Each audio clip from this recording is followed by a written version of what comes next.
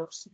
Entre otras muchas responsabilidades, actualmente combina su trabajo con la vocalía como director del servicio Bases Gráficas del CORME. Por otro lado, tenemos a Fernando, que es ingeniero agrónomo y ha desarrollado su carrera profesional en catastro. Lleva allí desde el 1987. Ha desempeñado distintos puestos de trabajo, siempre relacionados con la cartografía, su digitalización y su puesta a disposición de las administraciones, empresas y ciudadanos. Actualmente es el responsable de la unidad de cartografía de los servicios centrales de catastro y representa a la Dirección General de Catastro en diferentes organizaciones, grupos de trabajo o comisiones como, por ejemplo, la Comisión Especializada de Normas Geográficas del Consejo Superior Geográfico. Como podréis suponer, una de las tareas más importantes que lleva a cabo es la coordinación entre catastro y registro de la propiedad. La ponencia que nos van a presentar llevan como título Una década de convergencia, el catastro y el registro de la propiedad tras la Ley 13/2015. Me han comentado que para el desarrollo de este bloque dejaremos las preguntas para el final. O sea que os tenéis que quedar desde el principio hasta el final, ¿de acuerdo? Gracias, adelante. Bueno, sí se oye, ¿no? Está bien, ¿no? Sí, ¿me oís? Sí. Bueno, pues muchas gracias por la presentación. Siempre es un placer venir a la Jornada Ibérica de Datos Geoespaciales. Ya me perdí las de Évora y las de Vitoria y en esta no podíamos faltar. Esta vez vamos con mi querido amigo Fernando y vamos a hablaros un poco del último proyecto que hemos puesto en marcha en materia de coordinación, registro, catastro. Sabéis, todos conocéis la Ley 13/2015, la ley que viene a regular la coordinación entre el registro y el catastro. Esto simplemente para ponernos en antecedentes, un poquito para ver por qué hemos puesto en marcha este nuevo proyecto y actúa sobre dos premisas. La primera, inscripción de representaciones gráficas en el registro de la propiedad para definir, por fin y de forma definitiva, tanto la geolocalización como la descripción de las fincas registrales a través de su definición gráfica y a través de ello la coordinación con la institución catastral. Todo ello a través de procedimientos automatizados, sin intervención humana, ágiles, pero al mismo tiempo seguros y garantistas. Esto ya os podéis imaginar que era una labor bastante complicada. De hecho, ya hemos cumplido 10 años de la ley y algunas cuestiones técnicas todavía tenemos que afinarlas. Tres finalidades esenciales que son las que pretende cumplir la ley. La primera, como os he dicho, incrementar la seguridad jurídica del tráfico jurídico inmobiliario a través de la definición gráfica de la finca registral. Permitir que catastro y registro reflejen la misma realidad gráfica, lo cual nos ha de permitir un mayor flujo y un mejor flujo, más rápido, mucho más ágil de la información y aumentando, lógicamente, la eficacia de ambas instituciones. Y, en tercer lugar, quizás lo más importante, es decir, agilizar trámites, facilitar la vida al ciudadano y las empresas, fundamentalmente las relaciones con ambas instituciones, con catastro y con registro de la propiedad. El esquema de la coordinación es muy sencillo, vosotros muchos lo conoceréis, es decir, el legislador sitúa en el registro de la propiedad el centro o el eje de la coordinación a través de la inscripción de las representaciones gráficas georreferenciadas en el registro. ¿Por qué? Pues porque el legislador era consciente de la necesidad de darle un soporte jurídico a los elementos gráficos y el mejor o la institución más adecuada para ello era el registro jurídico, que es el registro de la propiedad, aumentando así la seguridad jurídica. Representaciones gráficas que se inscriben, fundamentalmente la catastral. Digamos que la catastral es el eje, la geometría catastral es el eje sobre el que el registro va a bascular, pero no obstante el legislador obviamente es consciente de que en algunos casos, fundamentalmente cuando las parcelas no están dadas de alta en catastro, cuando hay alguna diferencia gráfica, podrá emplearse una representación gráfica alternativa realizada por un técnico sobre el terreno. Así que en el registro de la propiedad se inscribirá la representación gráfica, se hará constar el estado de coordinación y toda esa información será remitida al catastro para que lo refleje en la certificación. Si la representación gráfica es catastral, en el registro constará su coordinación y automáticamente cuando lo reciba el catastro de la comunicación lo hará constar en su certificación catastral descriptiva y gráfica. Si es alternativa, constará un estado de precoordinación. En este caso será necesario que catastro realice la oportuna alteración en el parcelario catastral en función de la representación gráfica presentada por el técnico inscrita en el registro. Una vez realizada esa alteración, remitirá esa alteración al registro de la propiedad para que ahora sí el registro pueda hacer constar el estado de coordinación, puesto que ya hay una equivalencia entre lo que el registro tiene inscrito y la alteración que ha hecho el catastro, momento en el cual el registro devolverá la comunicación al catastro para que ahora sí lo haga constar en la certificación catastral descriptiva y gráfica. Un esquema aparentemente sencillo, que presenta sus problemas fundamentalmente en materia de comunicación. Por eso decía al principio que no es una tarea fácil coordinar dos instituciones muy distintas en su funcionamiento y que, como ya se pueden imaginar, su arquitectura tecnológica también es bastante distinta. Pero hemos hecho el esfuerzo, se ha hecho, lo seguimos haciendo en mejorar el sistema de comunicación. ¿Qué conseguimos con eso? Permitimos que ambas instituciones sigan cumpliendo su función, porque, seamos realistas, ambas cumplen su función, desde mi punto de vista, magníficamente bien, cada uno en su ámbito de actuación, pero ambas van a reflejar una misma realidad física, una misma realidad gráfica. Reducimos costes para ciudadanos, para empresas, agilizamos los procesos catastrales, mejoramos la calidad de la información proporcionada por ambas instituciones, reutilizamos la información, especialmente y lógicamente la gráfica, evitamos divergencias de información en cuanto a la finca, en cuanto a la realidad inmobiliaria y, algo tremendamente importante, reducir la litigiosidad. Hay aproximadamente unos 3.000, 3.500 pleitos prácticamente sobre el INDES anualmente, incluso más. Actualmente podemos decir que tenemos en los registros de propiedad unas 1.800 representaciones gráficas inscritas. Déjenme decirles que saben ustedes que hay supuestos obligatorios, en los que es obligatorio inscribir la representación gráfica, y los voluntarios. ¿Qué ocurre con los voluntarios? Pues que, me permito el lujo de decirlo, siempre lo digo, no tiene mucho sentido hoy en día que la finca, que es el elemento esencial o uno de los elementos esenciales del negocio jurídico, aún permanezca indefinida, en muchos casos, indefinida gráficamente me refiero. Es decir, hay que empujar entre todos, catastros, nosotros, notarios, técnicos, profesionales que intervienen en el mercado inmobiliario, en que la gente definitivamente defina con exactitud cuáles son sus fincas. El 67% de todas esas representaciones gráficas son catastrales, un 33% alternativas, de las cuales un tercio, prácticamente, algo más, se ha escrito con informe de validación gráfico catastral, y tenemos actualmente presentadas más o menos 100.000 representaciones gráficas. La SEC, sin embargo, refleja únicamente, bueno, únicamente no es un número baladí, 1.300.000 bases gráficas coordinadas. Hay un desfase de 500.000 aproximadamente representaciones gráficas. Y la cuestión es, ¿qué es lo que ha pasado? Precisamente por eso hemos puesto este proyecto en marcha, sincronización o convergencia gráfica. Pretende dar respuesta a qué ha pasado con esas 500.000 representaciones gráficas y tratar de coordinar todo aquello que sea coordinado. Y se basa en una premisa fundamental, que es la de fomentar la relación entre las gerencias y los registros. Actualmente la relación fundamentalmente la llevamos a cabo entre la Dirección General y el CORME, el Servicio de Bases Gráficas, que yo dirijo, pero queremos que haya una relación un poco más directa entre la gerencia y los registros de la propiedad. Primero, para hacer más efectivo este procedimiento, pero también pensando a futuro. ¿Por qué? Porque hay supuestos en los que la Ley 13/2015 no llegó, o incluso las resoluciones conjuntas no llegó. Piensen ustedes, por ejemplo, en procesos de reorganización de la propiedad.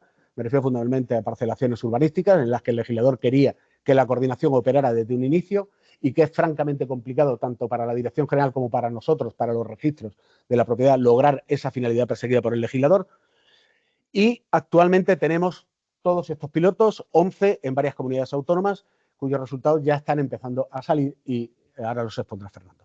Básicamente, 4 pasos. La extracción de datos de los registros de propiedad por parte del servicio de bases gráficas, traslado de esa información gráfica a las gerencias, donde se hacen los análisis, se comprueban los errores que puede haber impedido la coordinación, traslado de la información al registro, de esa información ya verificada por las distintas gerencias, se comprobará en los registros y se determinará qué procedimiento registral tenemos que llevar a cabo. Establecer, que esa es la idea, un procedimiento estándar en todo el territorio nacional, pero la realidad es que nos estamos dando cuenta de que, dependiendo del territorio, podemos encontrarnos con determinadas particularidades que puedan hacer necesarios ajustes. Por ejemplo, hay territorios donde hay más giros, más desplazamientos o alguna patología gráfica. Y, finalmente, el traslado de esa información a los registros para que opere la coordinación, teniendo en cuenta que los registros tenemos que ceñirnos a los procedimientos previstos en la resolución conjunta de 2020 y, por supuesto, respetando al titular registral. Sirva esto como introducción a los datos que va a ofrecer ahora Fernando. Bueno, buenas tardes a todos. Lo que hemos acordado entre ambas instituciones es que la representación tiene que ser única, no puede haber 2 representaciones gráficas funcionando por el mundo. Yo creo que se me oye, pero... Ah, vale, perfecto. Y entonces, bueno, pues lo que hemos hecho es una prueba piloto en 11 registros para que el registro nos dé las representaciones gráficas inscritas y nosotros podamos analizar. Naturalmente no es solamente la geometría lo que nos dan algunos datos de referencia catastral, CRU, fecha de coordinación, bueno, una serie de datos que a nosotros nos permiten hacer determinado tipo de análisis. Tenemos un sistema muy complejo de comparar datos catastrales, datos registrales, geometrías, etcétera, en un flujo como este, pero el proceso es muy rápido. Y, por ejemplo, el último que hemos analizado, que es un municipio de Teruel, si no estoy equivocado, lo que sacamos básicamente son, ¿las geometrías son iguales o las geometrías son diferentes? Si las geometrías son iguales, analizamos los datos alfanuméricos y decimos, la referencia y el CRU constan y son las mismas o no constan. ¿Consta la fecha de coordinación o no consta? Porque en este viaje de 10 años, pues al principio los servicios no funcionaban. El registrador nos mandaba un mensaje diciendo que quedaba coordinado y a nosotros nunca nos llegó. O, bueno, ha podido pasar de todo, pero lo importante es que no miramos para atrás, sino que miramos para ver cómo podemos tener la misma representación, los mismos datos y establecer los criterios para que aquí en adelante se cumplen. Entonces, tenemos una serie de casos, por ejemplo, de las que son iguales, que están coordinadas y figuran en los dos, que están coordinadas pero solo figuran en el catastro, no sabemos por qué, están coordinadas pero solo en el registro, o son iguales pero no están coordinadas y tampoco sabemos por qué no están coordinadas. No sabemos si el registrador no las coordinó, porque puede ser, porque el ciudadano no quisiera la coordinación, o porque en realidad no nos ha llegado el mensaje de coordinación. Entonces, estos 4 ficheros los hacemos en un Excel y hacemos un SAPEFIDE que se pueda ver en un proyecto de QGIS o de cualquier GIS para que ellos puedan analizar y podamos ver. Las que son diferentes, pues entonces analizamos por qué son diferentes. Y de las diferentes hay 2 tipos. Básicamente hay muchas razones, pero una de ellas es que nosotros al corregir la georreferenciación de muchas cartografías hemos movido la cartografía y ellos tienen unas coordenadas inscritas que ahora ya no son las mismas y entonces salen diferentes, aunque realmente la geometría y los límites y las colindantes son las mismas parcelas, pero para ellos todavía son diferentes. Y hay diferentes también porque la propiedad inmueble es lo que más se mueve en este país. Quiero decir, se segregan, se dividen, se subsanan, se agrupan, se construyen, se hacen 1000 cosas. Bien, hay gente que va directamente al registro a inscribir una segregación o hay gente que viene primero al catastro pero nunca va al registro. Y entonces hay motivos por los que hay diferencias. Entonces, los procesos están aquí descritos, son iguales pero están coordinadas en un sitio, en el otro, etcétera. Lo mismo con el reposicionamiento y las que son diferentes y los motivos los hemos ido clasificando y este es el trabajo un poco que las gerencias y los registros tienen que hacer. ¿Por qué tú tienes una cosa y yo tengo otra? ¿Cómo podemos hacer que tengamos la misma? Esta ya no es una función nuestra. Nosotros analizamos el global, pero no bueno, y ahí hay, por ejemplo, hay temas de tolerancia, hay temas del área catastral, hay temas de reposicionamiento, hay expedientes catastrales posteriores a la inscripción en el registro, porque se han hecho cosas. Bueno, hay en algunos casos se han inscrito representaciones gráficas que estrictamente hablando no son parcelas catastrales y no puede haber una coordinación. Bueno, lo hemos estado viendo, pero los resultados son estos, de estos 11 registros que suman, si yo no recuerdo mal, unas 40.000 parcelas o unas 40.000 fincas. Son iguales en total. Dicho en otras palabras, aquí se ve la diferencia que hay, por ejemplo, sin señalar mucho, entre Canarias o, por ejemplo, Toledo o Madrid o Calamocha. Hay unas diferencias grandes, pero en término medio son que el 85% de las representaciones son iguales y son iguales a catastro. Y las diferentes son el 15% nada más. Aquí, entre las iguales, pues también hay diferencia. Hay iguales que están casi todas coordinadas. Por ejemplo, coordinadas solo en catastro en la Almunia de Doña Godina hay 3. Bueno, eso es un error mínimo, no es nada. Bueno, hay que verlo. Sobre todo la última columna, sí. La columna de no coordinadas. ¿Por qué, si están en el registro inscritas, no están coordinadas? Esa es la gran pregunta. ¿Y cómo las recoordinamos? Y ahí sí que volvemos a estar nosotros para definir cuál es el procedimiento por el que un registro llega a notificar al catastro, a la gerencia regional, que hay que recoordinar esa parcela que estaba coordinada pero que no nos llegó. Y luego las diferentes pues están aquí también, entre las que son por reposiciamiento, que ahí están, que no son muchas, y las que ha habido cambios posteriores en el parcelario catastral, que son muchas más. Porque, como digo, la propiedad inmueble está viva, se mueve, se construyen casas, se urbanizan terrenos, se hace de todo. Y eso es un poco el proyecto. El proyecto es que a partir del análisis y los acuerdos que lleguemos aquí, pues seguramente definamos un plan nacional para analizar el 1.800.000 inscripciones que tiene el registro, decidir qué es lo que hay que hacer y aplicarlo para que tengamos siempre la misma representación gráfica en el registro que en el catastro. Y probablemente eso requerirá una nueva resolución, un acuerdo que incluya pues estas cosas que decía Luis de las reparcelaciones urbanísticas, el dominio público, algunas cositas que tenemos por ahí pendientes. Al final, conclusiones es, bueno, toda esta normativa de coordinación y la inscripción es una normativa viva. En estos 10 años nos hemos dado cuenta, las conversaciones que hemos tenido, los tratos que hemos tenido, los trabajos que hemos hecho conjuntamente, que siempre nos vamos a encontrar con algo nuevo. Se trata, pues eso, de que haya la voluntad, y eso existe entre el CORME y entre la Dirección General de Catastro, de adaptar lo que ya existe o incluso generar nuevas dinámicas de trabajo, nuevos procedimientos que se puedan ajustar a las nuevas realidades que nos vamos encontrando. Y esa es la línea a seguir, porque además no solamente es un tema de ver qué es lo que falta por coordinar o por qué no se ha coordinado y buscarle solución, sino porque hay también otra serie de cuestiones que tenemos que abordar, como ha dicho bien Fernando. Tenemos el tema de la coordinación en materia de obras nuevas. Ahora ya sí se regula la inscripción o se prevé por nuestra Dirección General de Seguridad Jurídica y Fe Pública la lógica inscripción previa de la representación gráfica de una finca antes de hacer costar una obra nueva, supuesto que ha tardado 10 años en reconocer nuestro centro directivo. Pero ¿qué ocurre con el dominio público? En el que estaremos todos de acuerdo en que es un problema que tenemos que abordar todos y particularmente las administraciones, los procesos de reorganización de la propiedad o el tema de las propiedades horizontales. Y todo ello sin perder de vista pues, las nuevas tecnologías, que siempre las tenemos en mente, inteligencia artificial o, por ejemplo, la georreferenciación 3D, que tarde o temprano tendremos que incorporarla y abordarla definitivamente. Y yo creo que hasta aquí. Hasta aquí. Bueno. Dejamos las preguntas para el final. Si queréis, damos paso al siguiente ponente. Muchas gracias. Vale, pues buenas tardes. A ver, bienvenidos a esta sesión. Esperamos que sea útil para vosotros y que, bueno, cumpla vuestras expectativas. Lo que venimos a presentar es el el editor de geometrías, que es íntegro todo el desarrollo del Colegio de Registradores. Contamos con un equipo técnico para abordar todos los retos que tenemos día a día con las bases gráficas registrales, y Susana os va a contar las principales funcionalidades de esta herramienta. La principal característica es que es una herramienta en abierto, que os invito a que la utilicéis. Ahora Susana va a explicar el acceso desde la home nuestra de registradores, y lo que permite pues, es validar esas geometrías previas a la presentación de la documentación en el registro.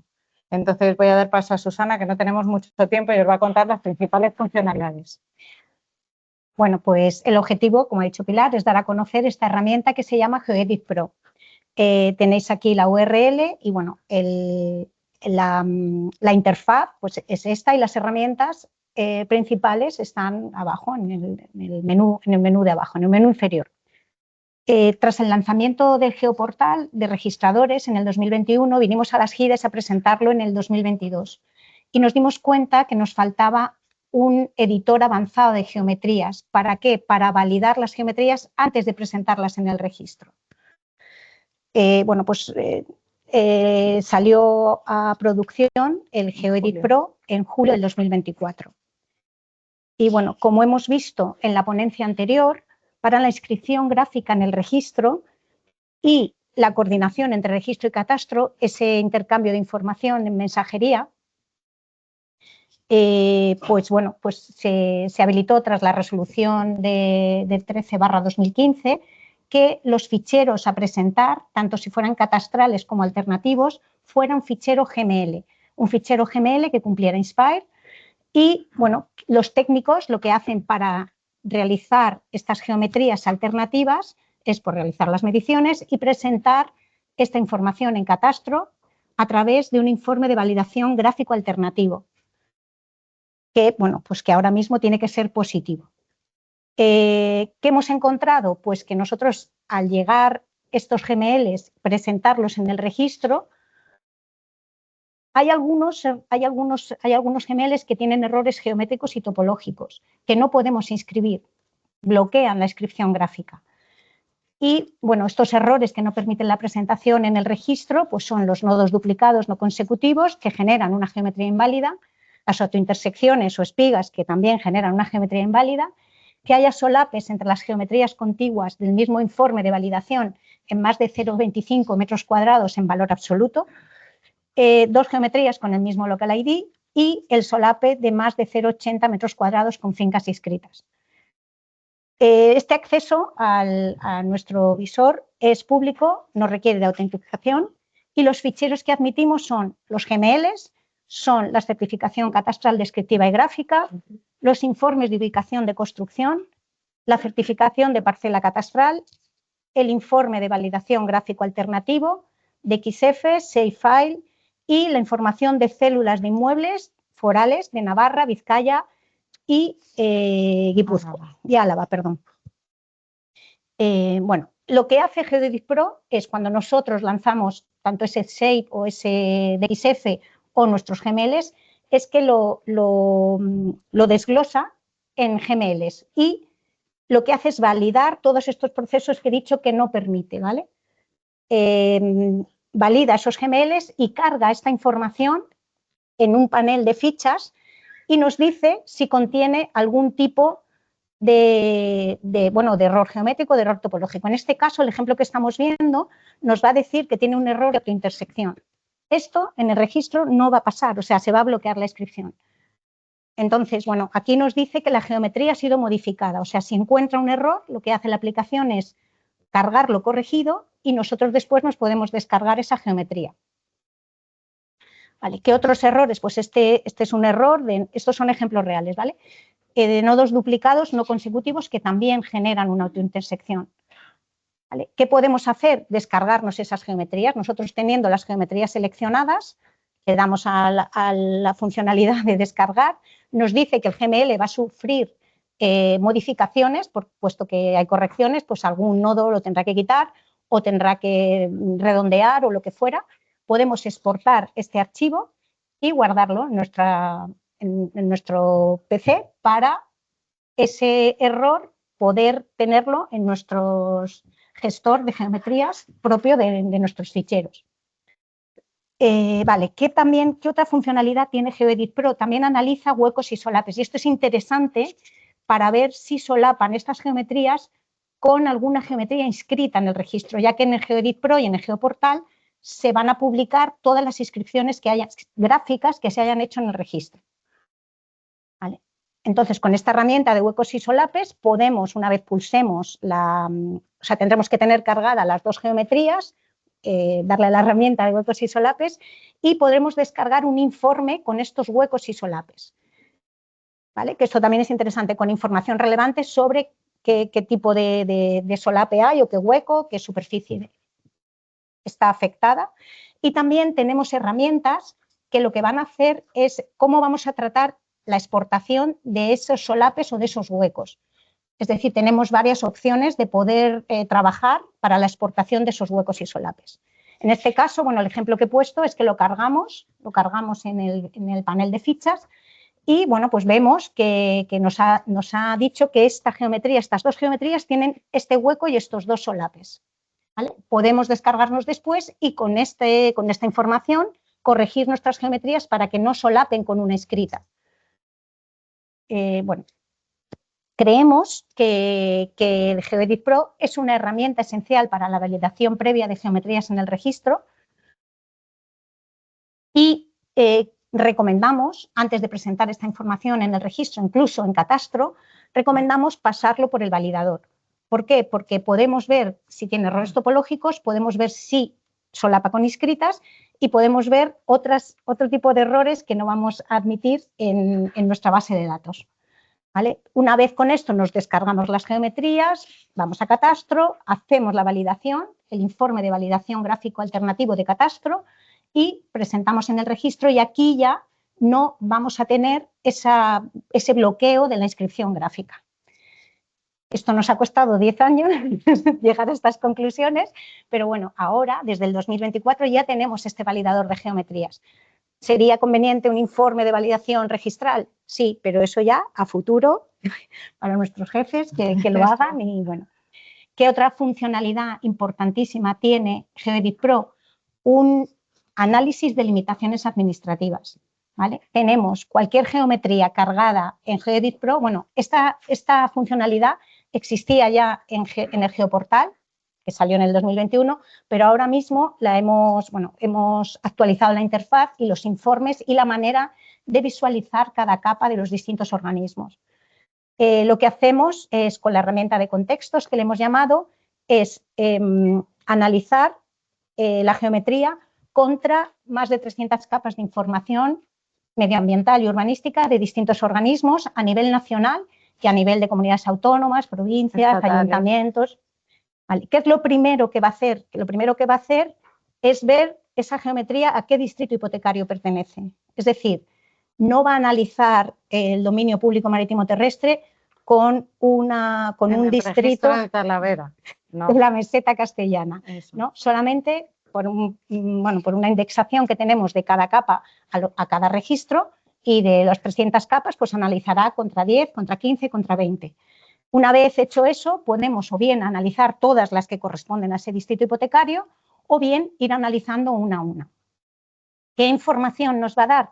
Pues bueno, sobre el registro, sobre la capa que esté afectada, pues podremos, en este caso he puesto el ejemplo de la red de las vías pecuarias de la Comunidad de Madrid, que podemos cargar la información en el mapa, ¿vale? Tendremos aquí pues las capas que consideremos.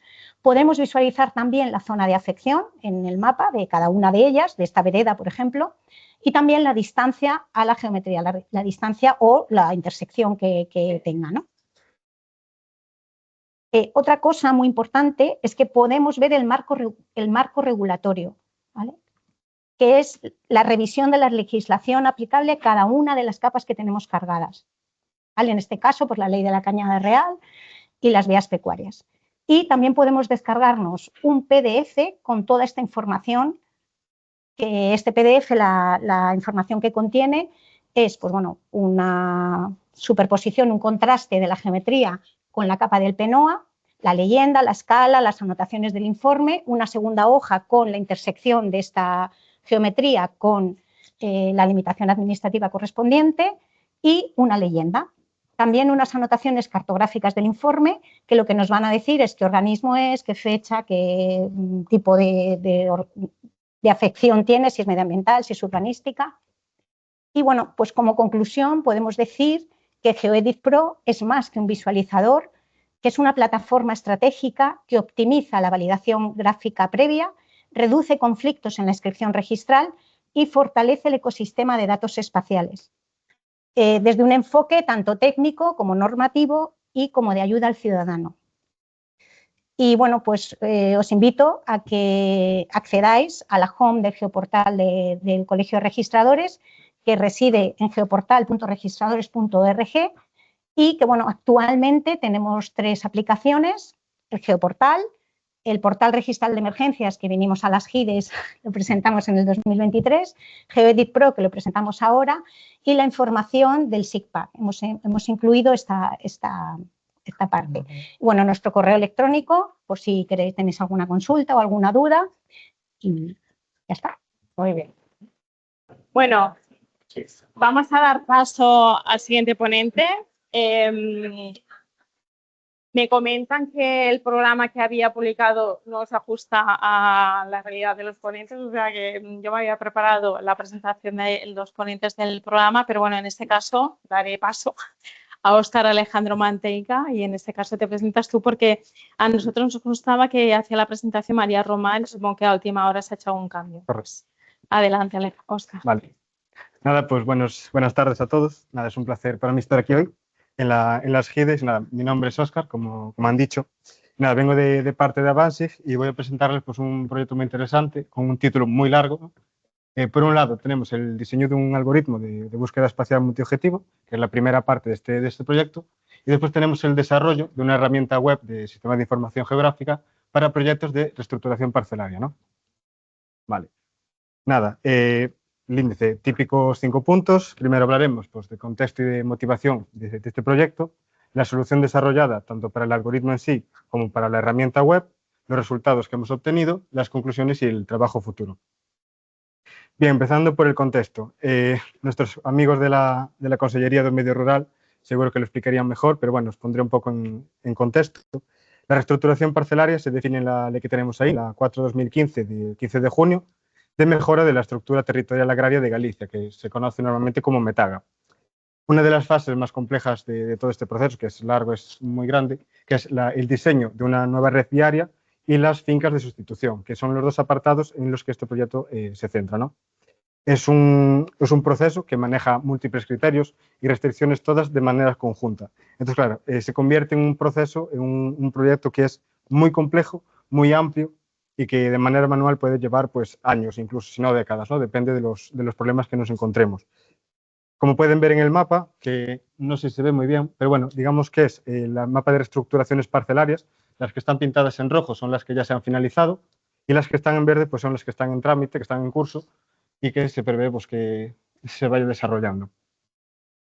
Los objetivos del proyecto, por lo tanto, como ya he mencionado, son dos. Primero, crear el algoritmo de reestructuración parcelaria, obviamente con soluciones viables y óptimas, que se adecue al marco legal vigente y que sea extensible. ¿Qué quiere decir eso?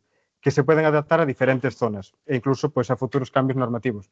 No es lo mismo una zona cualquiera de otra, o sea, varía mucho las parcelas, las fincas que hay. Y segundo, la aplicación demostradora, la herramienta, ¿no? Que permite validar los resultados, mostrarlos y básicamente visualizar todo lo que hemos desarrollado. Y que en el mapa pues, pueden ver una zona típica de reestructuración parcelaria en Galicia. No se ve muy bien en la presentación, pero bueno, tenemos un minifundio muy importante que ya se ha comunicado en otras presentaciones y es, digamos, el problema a tratar, ¿no?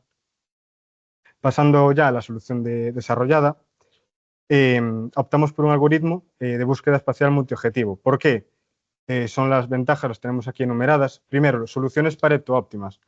El algoritmo no nos da una única solución, nos da varias.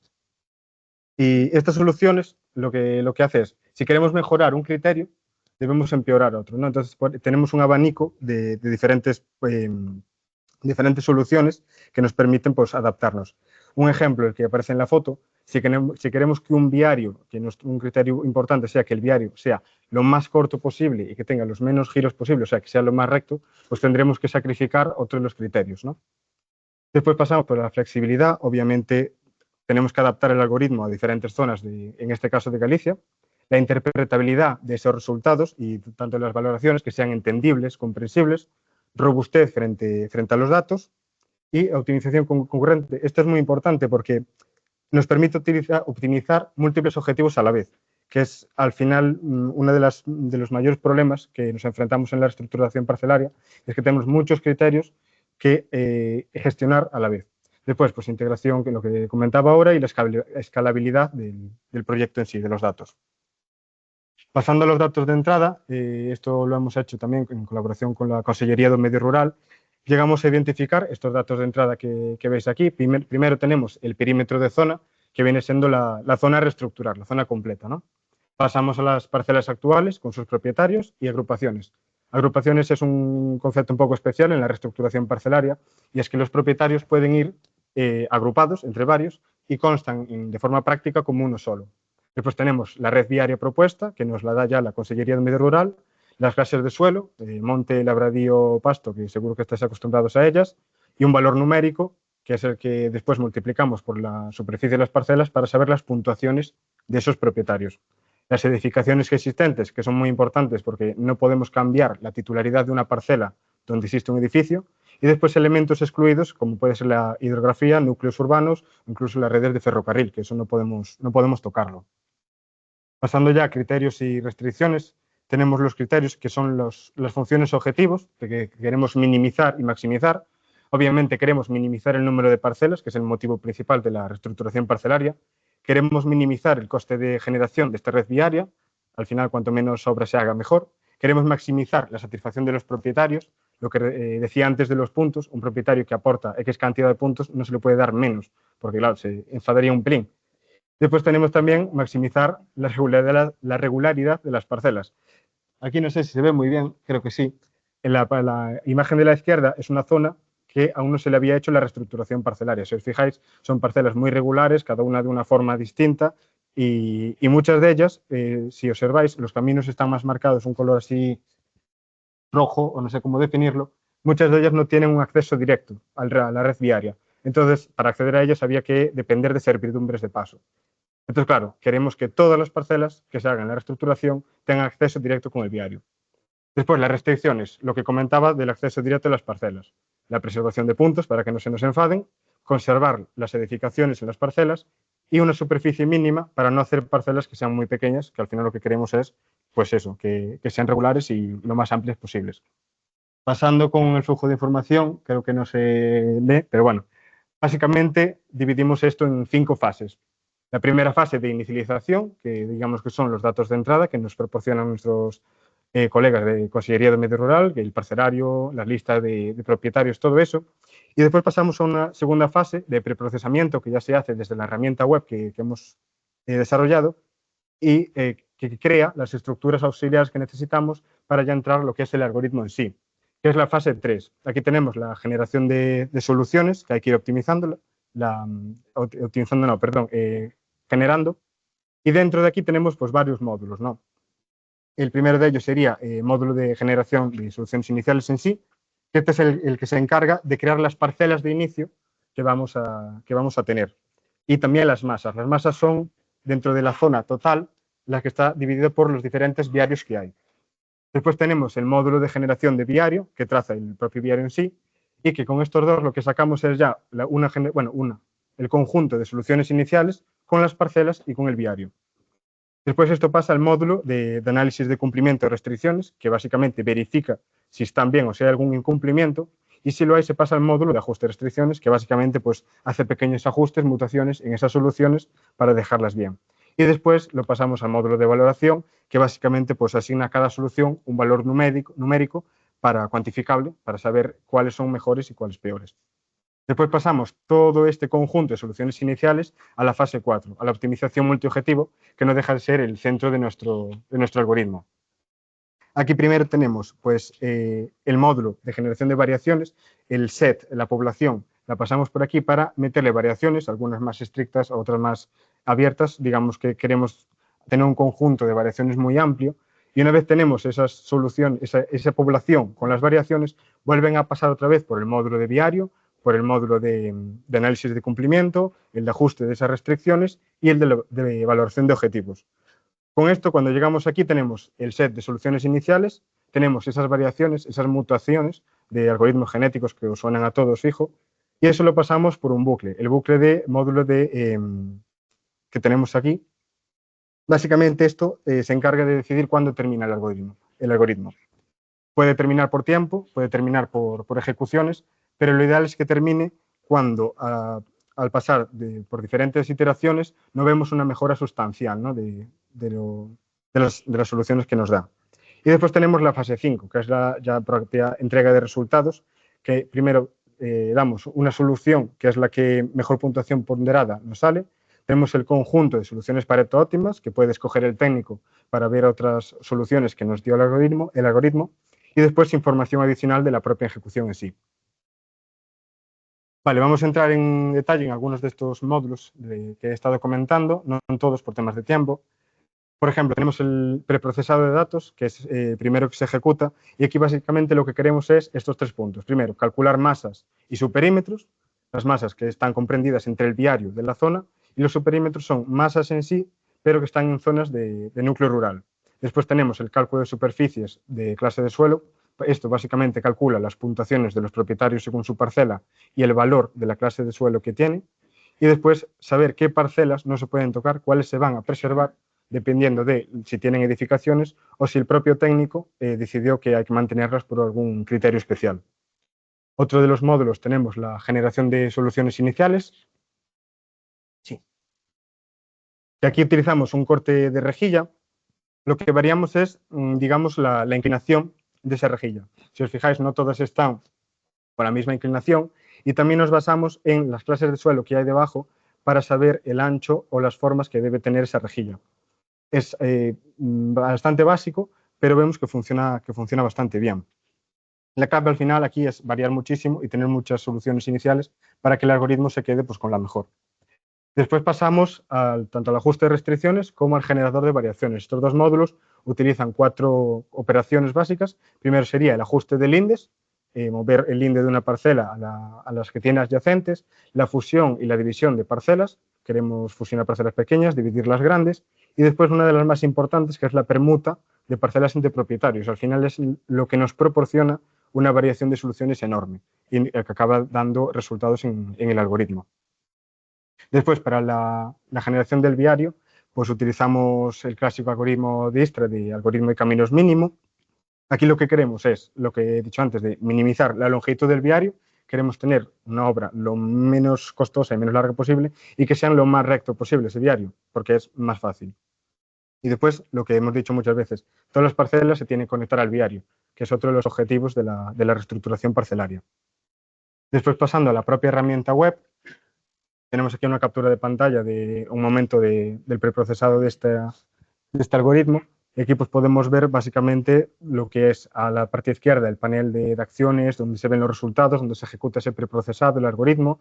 Después tenemos una tabla de soluciones, la tabla de propietarios con sus puntuaciones, y a la derecha el visor, donde podemos ver tanto capas de entrada, capas de salida, donde mostrar los datos, todo interactivo. Aquí tengo algunos ejemplos, por ejemplo, el subpanel de ejecuciones, donde tenemos la valoración, la total ponderada, también la tabla de propietarios con sus puntuaciones requeridas, lo que aportaban al principio y lo que les damos al final. Y a la derecha tenemos el visor con las parcelas resultantes. Creo que aquí no se va a ver muy bien, pero si os fijáis en el fondo, las parcelas son las que estaban antes y las que están coloreadas son las nuevas, las que nuestro algoritmo ha sacado. Vale, pasando en la arquitectura en sí, tenemos una capa de datos, al final la base de datos donde metemos, donde los de Consellería do Medio Rural nos proporcionan esos datos de entrada, está con PostGIS. Después tenemos el backend, que está en Java, utilizamos el framework de Spring, y el mayor es JTS, que es el que nos proporciona esas operaciones espaciales. Para el frontend utilizamos React y para el propio visor OpenLayers. Lo englobamos todo con un GeoServer, que es el que nos facilita servir esas capas estáticas de entrada para los técnicos, y todo esto, pues, digamos que es el conjunto de nuestra aplicación.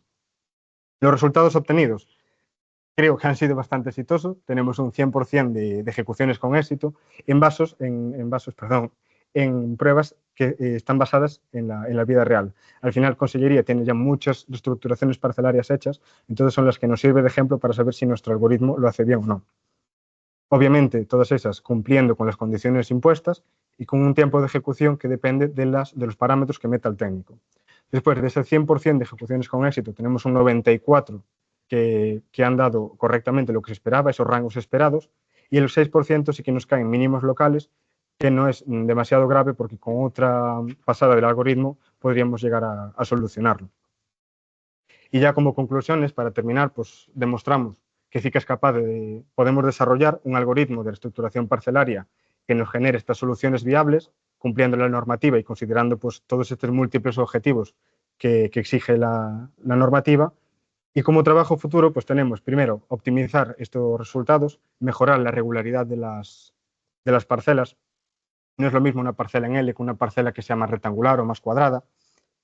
Después tenemos integración de otros datos relevantes, petición de propietarios, que pasa mucho en la reestructuración parcelaria, otros elementos físicos, normativas, mayor control sobre las ejecuciones, esto es muy interesante para los técnicos, que puedan tener ejecuciones más guiadas, evolución de la propia herramienta en sí, para tener carga, validación, edición, exportación de datos que no lo permite hasta ahora, e integración y visualización de datos 3D, de elevaciones del terreno. Esto puede ser muy útil para mejorar los resultados, pero también para darle un contexto al técnico de dónde está trabajando, ¿no? Y nada más, hasta aquí. No sé si damos preguntas o al final. Las preguntas las hacemos al final, si os vais, luego subimos todos. Perfecto. Vale, pues continuamos con el siguiente ponente. Ahora presentamos a Pere Manuel. Vera es arquitecto y tiene un máster en urbanismo por la Universidad Politécnica de Cataluña. Desde el 2014 trabaja en el Servicio de Información y Estudios Territoriales del Área de Políticas Urbanísticas y Espacios Naturales de la AMB. Somos compañeros de trabajo. Y se ha especializado en el diseño, la construcción y la explotación de bases de datos de urbanismo, todas ellas gestionadas mediante sistemas de información geográfica. Y su ponencia lleva como título el refundido de planeamiento urbanístico del área metropolitana de Barcelona hacia una estandarización de los parámetros urbanísticos básicos.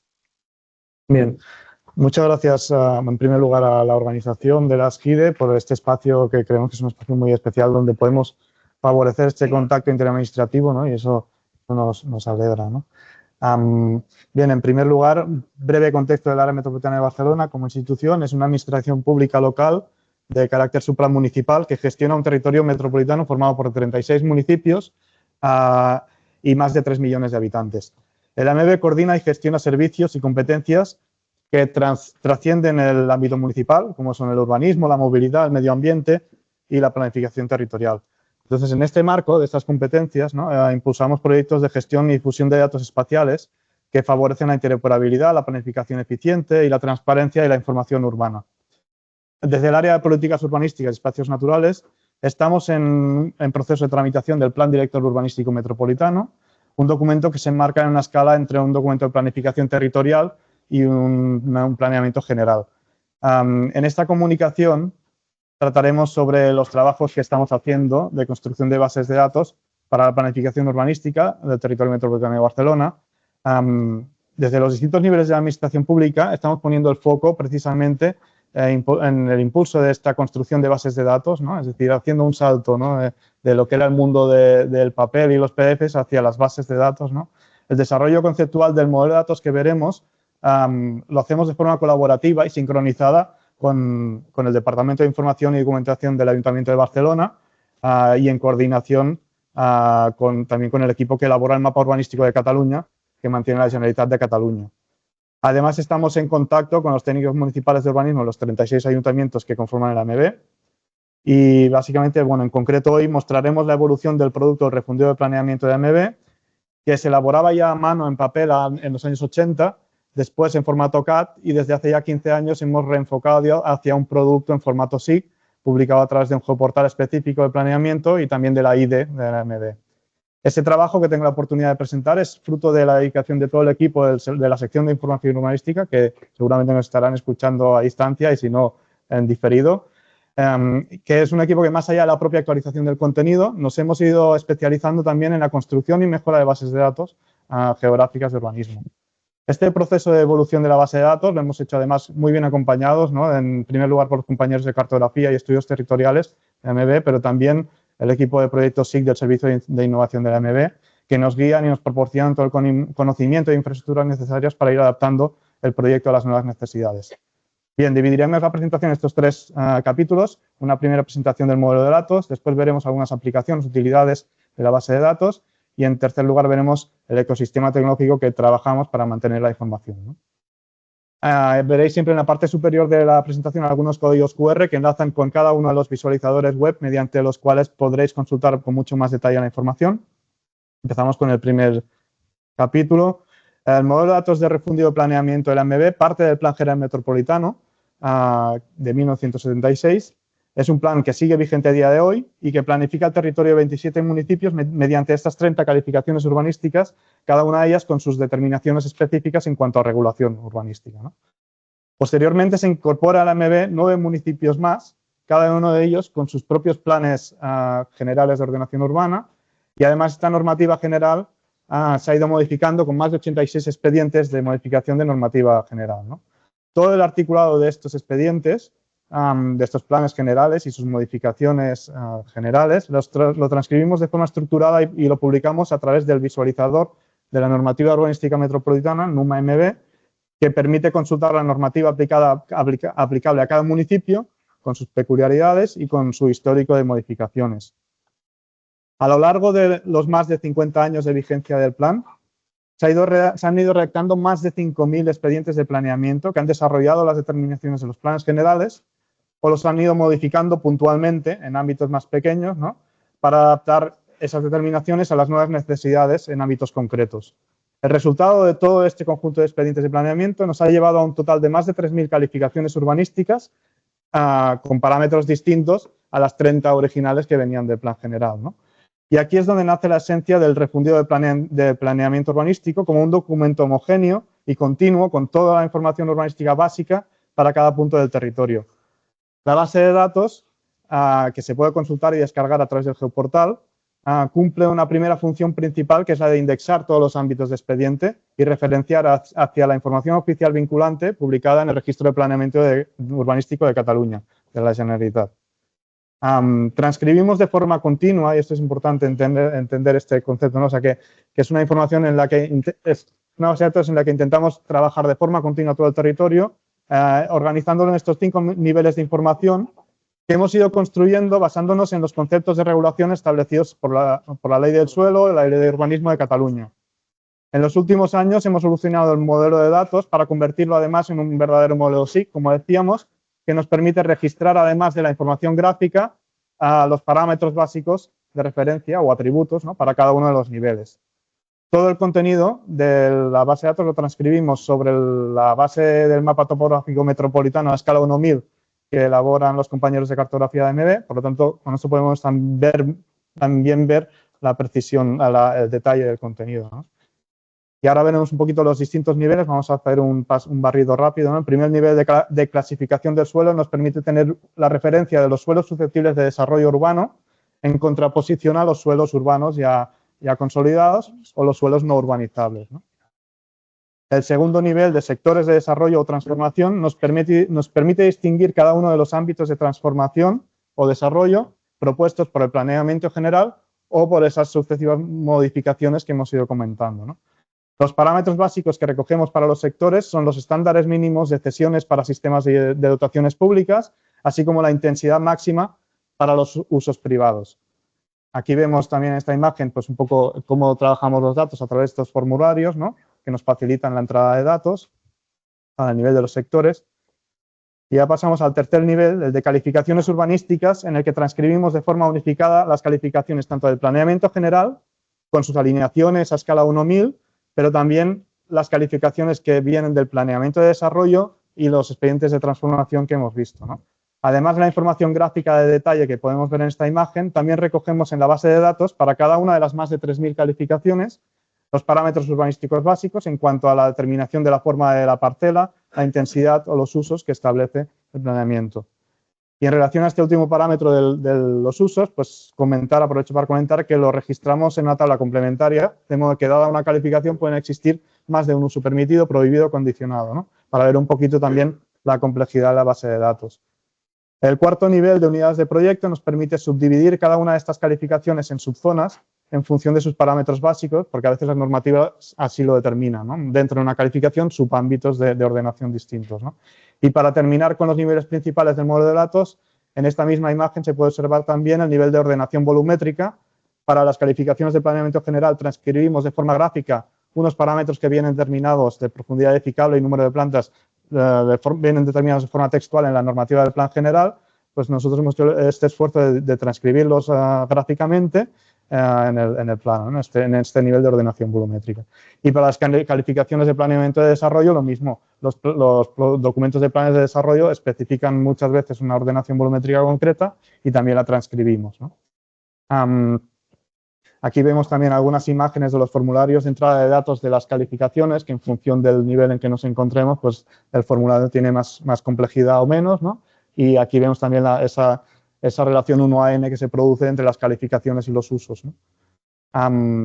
Más allá de estos 5 niveles principales del modelo de datos, transcribimos también otros contenidos de regulaciones transversales que establecen otros documentos de planeamiento urbanístico de carácter especial, como son los ámbitos de protección del patrimonio, ámbitos de regulación específica de usos complementarios a las calificaciones o ámbitos de regulación detallada de los espacios abiertos desarrollados mediante planes de protección del medio natural. Bien, con esto hemos visto un resumen del modelo de datos, que es donde queríamos poner el foco de la explicación de hoy, porque es donde creemos que tenemos más trabajo por hacer, ¿no? En las administraciones públicas en cuanto a urbanismo, ¿no? Que es construir estas bases de datos, ¿no? Pasar ya del mundo de los PDFs hacia el mundo de las bases de datos, ¿no? Y ahora vamos a ver un poco pues, algunos ejemplos de aplicaciones y utilidades que ha tenido esta base de datos en el contexto de la organización de la MB, ¿no? Para ver un poquito más allá del modelo de datos, pues la primera aplicación a la cual ya hemos hecho mención antes y que en realidad es la primera función que tuvo el producto es como herramienta de soporte en los trámites de concesión de licencias de edificación por parte de los ayuntamientos. El indexado de los expedientes es una simple utilidad que ya aporta mucho valor, ¿no? Dado la cantidad de expedientes que se han ido acumulando a lo largo de estos años, ¿no? Pero también los parámetros específicos para cada una de las clasificaciones le permiten al técnico municipal, como también a los ciudadanos, tener una visión rápida de las determinaciones específicas para cada punto del territorio. Pero además la base de datos nos permite tener una monitorización de las distintas transformaciones que se van produciendo en el territorio, así como sus intensidades, ¿no? En este mapa, por ejemplo, vemos todos los sectores de desarrollo y transformación categorizados por sus fases de desarrollo y con el número total de viviendas que se proponen para cada fase, ¿no?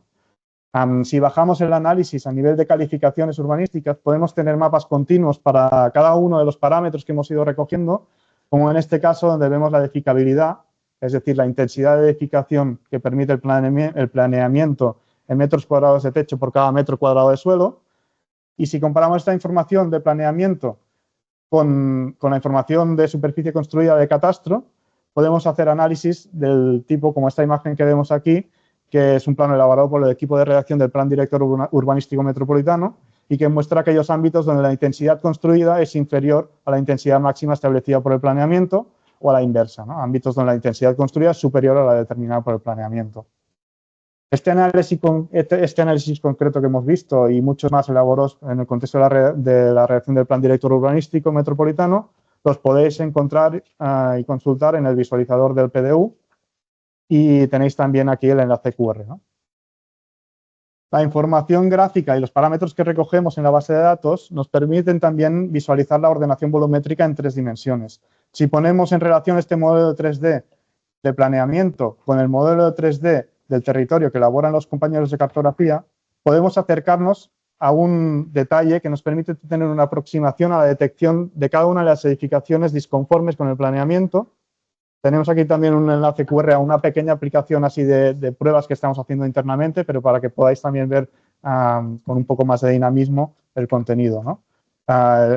El ejemplo es para un solo municipio de Badalona, pero estamos trabajando ya en poder ofrecerlo para toda la MIDE. Y ya entrando, pues para ver el detalle de cómo elaboramos la información, ¿no? Y cuáles son las soluciones tecnológicas que estamos utilizando a día de hoy, pues en los últimos años hemos hecho un salto, ¿no? A trabajar todo el contenido sobre base de datos, como hemos dicho, ¿no? En concreto, el dibujo lo mantenemos desde ArcGIS en formato de líneas y centroides, porque este sistema nos ayuda a garantizar la coherencia topológica. Los datos alfanuméricos los mantenemos desde Access y la sincronización de ambas plataformas es inmediata porque ambas trabajan contra la misma base de datos, ¿no? También ambos programas nos permiten trabajar de una forma mucho más relacionada al dibujo y los datos. Para poner algunos ejemplos, ¿no? Pues podemos utilizar relaciones entre tablas, podemos establecer restricciones a la información alfanumérica, podemos implementar validaciones lógicas propias del sistema de dibujo que tenemos montado, ¿no? O sea, todas estas revisiones topológicas para garantizar la corrección del contenido las podemos implementar con estos sistemas, ¿no? Además, estamos trabajando sobre una base de datos corporativa que nos permite que todos los editores interactúen sobre un mismo contenido. Vemos en vivo las ediciones de los otros usuarios y esto nos permite pues, gestionar los roles de usuarios en función de los contenidos, hacer un seguimiento automático de las ediciones. Por ejemplo, podemos ver el usuario y la fecha de creación o modificación de cada uno de los elementos modificados, ¿no? Y bueno, en este caso el proceso de redacción de PDU, además, hemos estado utilizando las funciones de versionado y replicado que nos permiten mantener nos permiten mantener distintas versiones del dibujo, ¿no? editando en paralelo y resolviendo posibles conflictos entre versiones. Bueno, todos estos sistemas de base de datos corporativas, en nuestro caso estamos utilizando PostgreSQL y a través de estas dos herramientas que hemos dicho de ArcGIS y de Access, ¿no? También trabajar sobre base de datos corporativas, además, nos permite implementar todo tipo de validaciones de contenido utilizando instrucciones SQL con funciones espaciales de la base de datos. En este caso, por ejemplo, pues vemos un ejemplo, ¿no? Para garantizar la coherencia de contenidos entre los distintos niveles que conforman la base de datos, pues esta sentencia nos detecta las calificaciones urbanísticas que se encuentran en una clasificación del suelo que no es coherente, ¿no? O sea, por ejemplo, calificaciones de suelo no urbanizable que se encuentran en suelo urbano, ¿no? Nos ayuda a detectar este tipo, bueno, un ejemplo de tipo de validaciones que podemos ir implementando en el sistema, ¿no? Sí. Bien. Y ya para finalizar, pues un poco hablar de los retos y de las oportunidades que se nos abren, ¿no? Al abordar estos retos. Por un lado, pues tenemos el reto de trabajar esta información de forma descentralizada y colaborativa con los distintos organismos, y aquí me refiero pues tanto a los ayuntamientos, ¿no? A los técnicos municipales, como también pues a la Generalitat o las diputaciones, ¿no? Poder trabajar todos sobre una misma base de datos, ¿no? Cada uno los datos que le conciernen, ¿no? Pero sobre una misma plataforma, ¿no? Un mismo entorno. Y ahí vemos muchas oportunidades también. Además, estamos en un momento de cambio, ¿no? En el proceso de redacción del PDU y de aprobación, pues creemos que es un buen momento para replantear el sistema de planeamiento y, por lo tanto, pues bueno, es una oportunidad para hacer el cambio del sistema de planeamiento de forma alineada con la construcción de la base de datos, ¿no? Es decir, que el propio sistema de planeamiento que definamos hable y responda a las necesidades y al paradigma, ¿no? De las bases de datos. Entonces, bueno, nos van saliendo preguntas, ¿no? Y vamos trabajándolos con los distintos actores en el sentido de qué opción es mejor, ¿no? Complejizar la base de datos para dar respuesta a todos los detalles y peculiaridades que nos encontramos en el día a día del planeamiento, o quizá mejor hacer una reflexión profunda para sistematizar, para simplificar la sistemática del planeamiento, ¿no? Y encontrar también oportunidades en ese sentido. Hasta aquí, muchas gracias, y para cualquier cosa, pues estamos en contacto.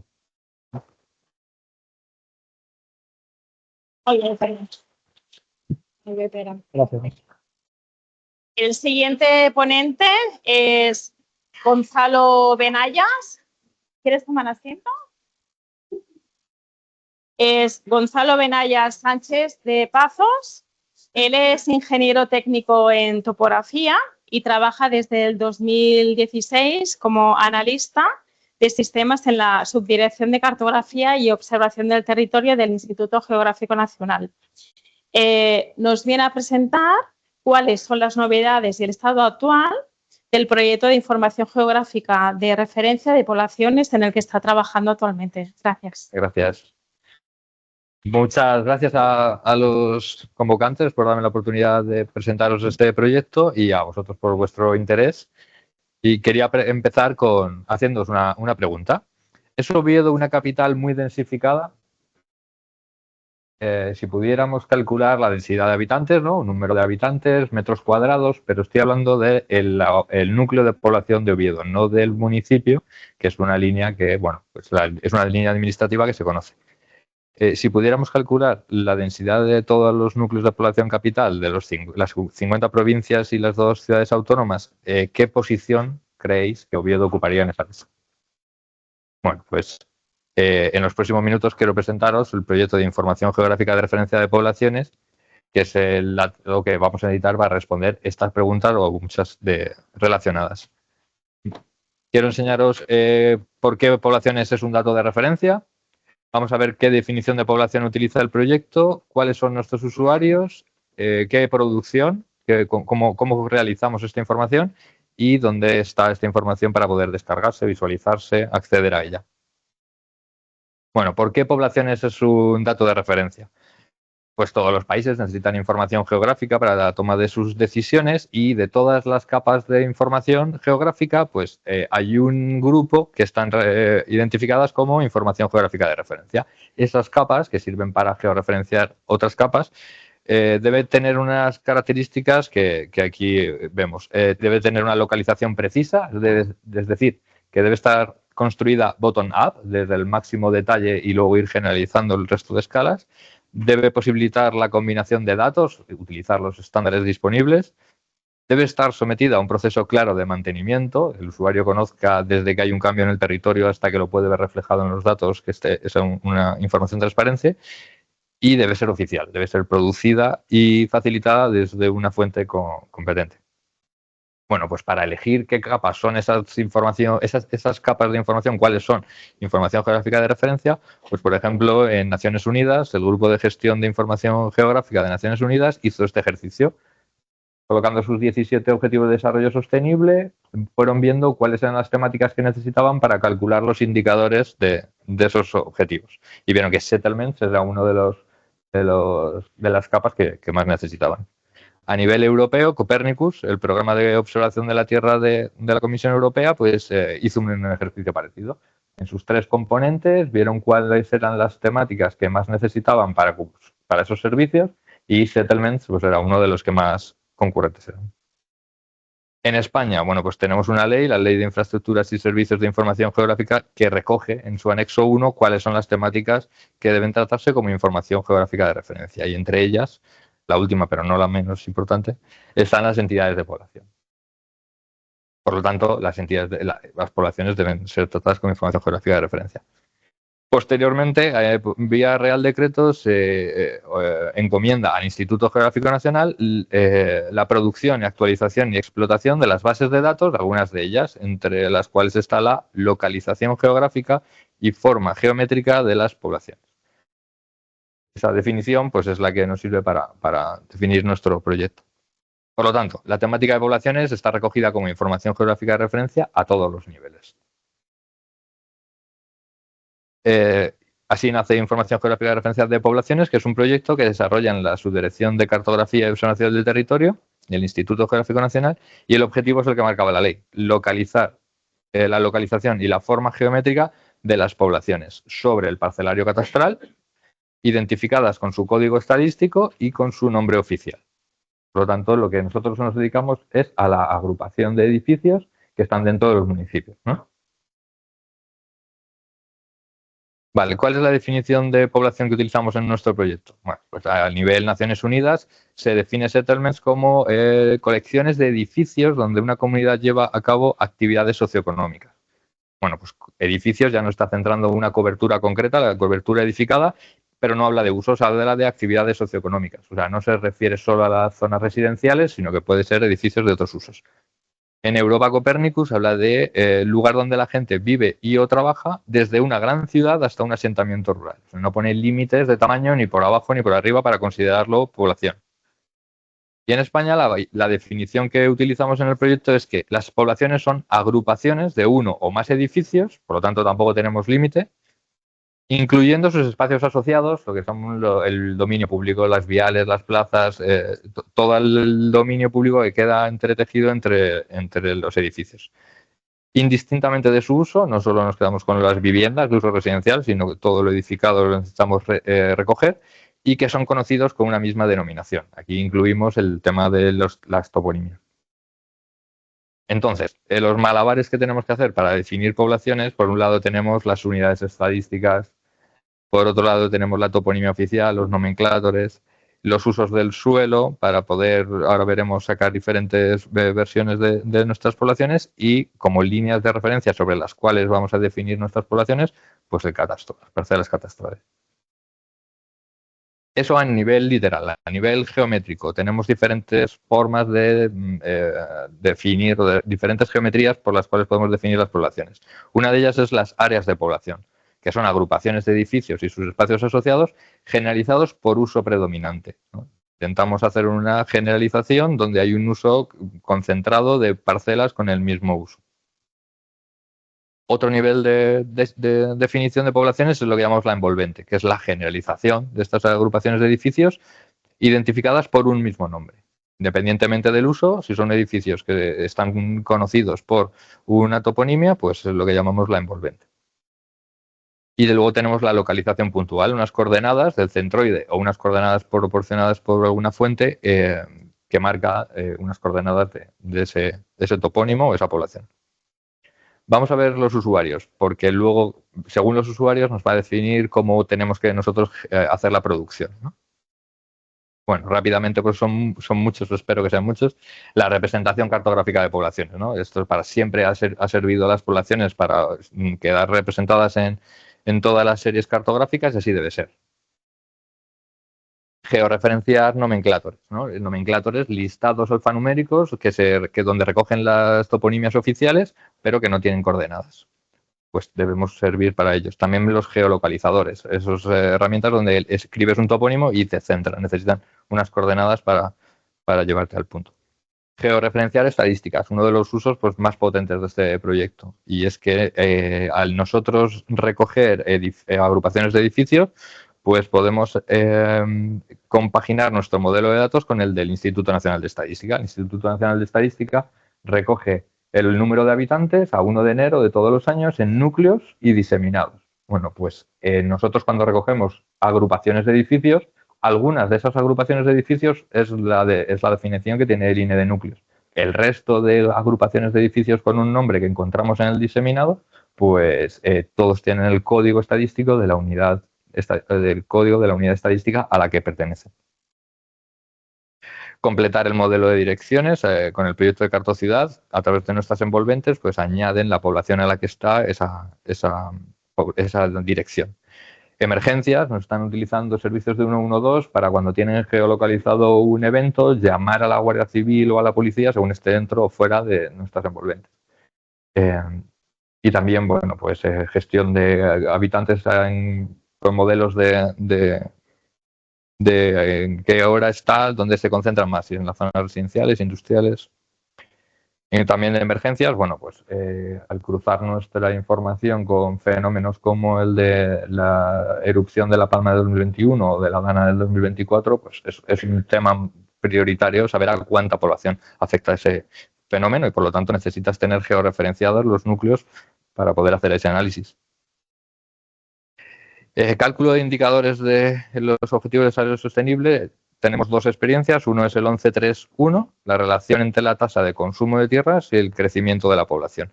Bueno, aquí remarcar que no solo nos quedamos a nivel de municipio, sino que gracias a estas repoblaciones podemos ver cómo se comporta ese indicador en cada uno de los núcleos.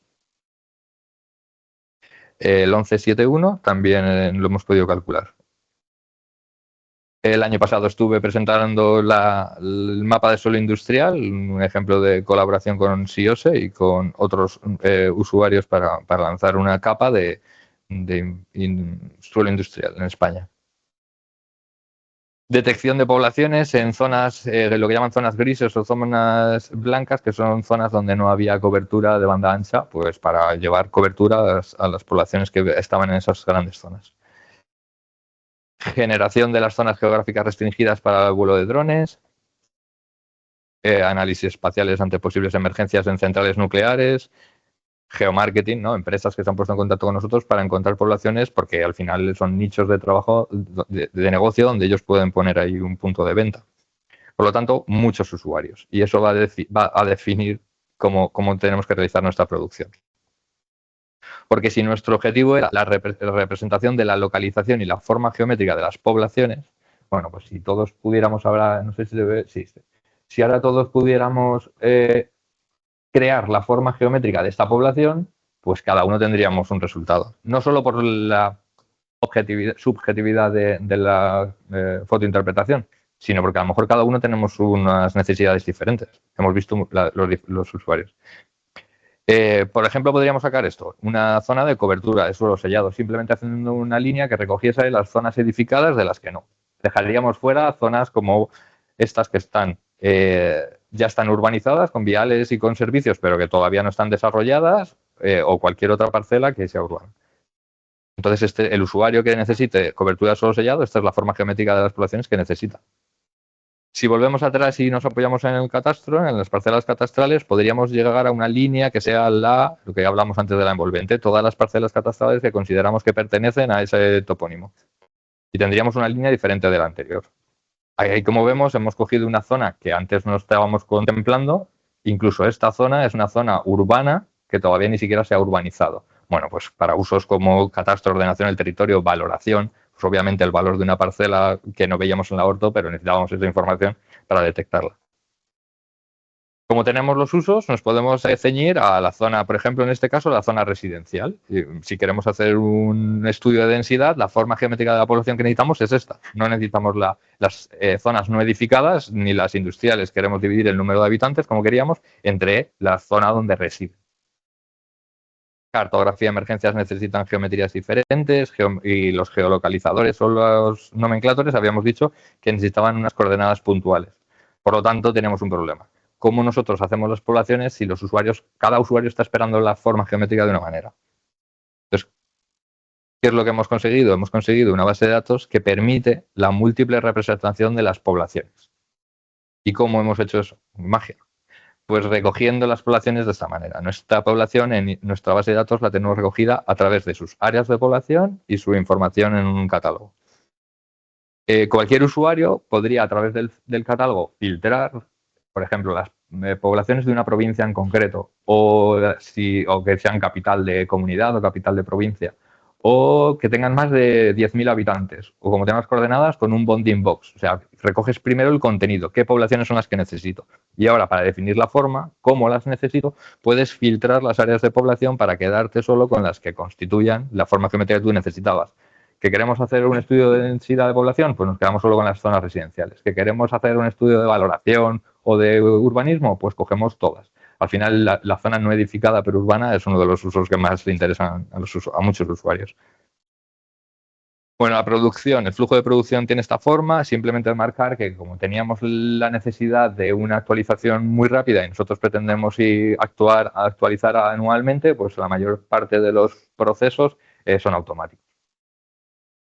Las tecnologías que utilizamos en el proyecto, pues PostGIS para las bases de datos, FME para la mayoría de los automatismos, la delimitación la hacemos con la librería de ArcGIS Pro con código Python y la edición, revisión y validación la hacemos con un plugin específico sobre QGIS.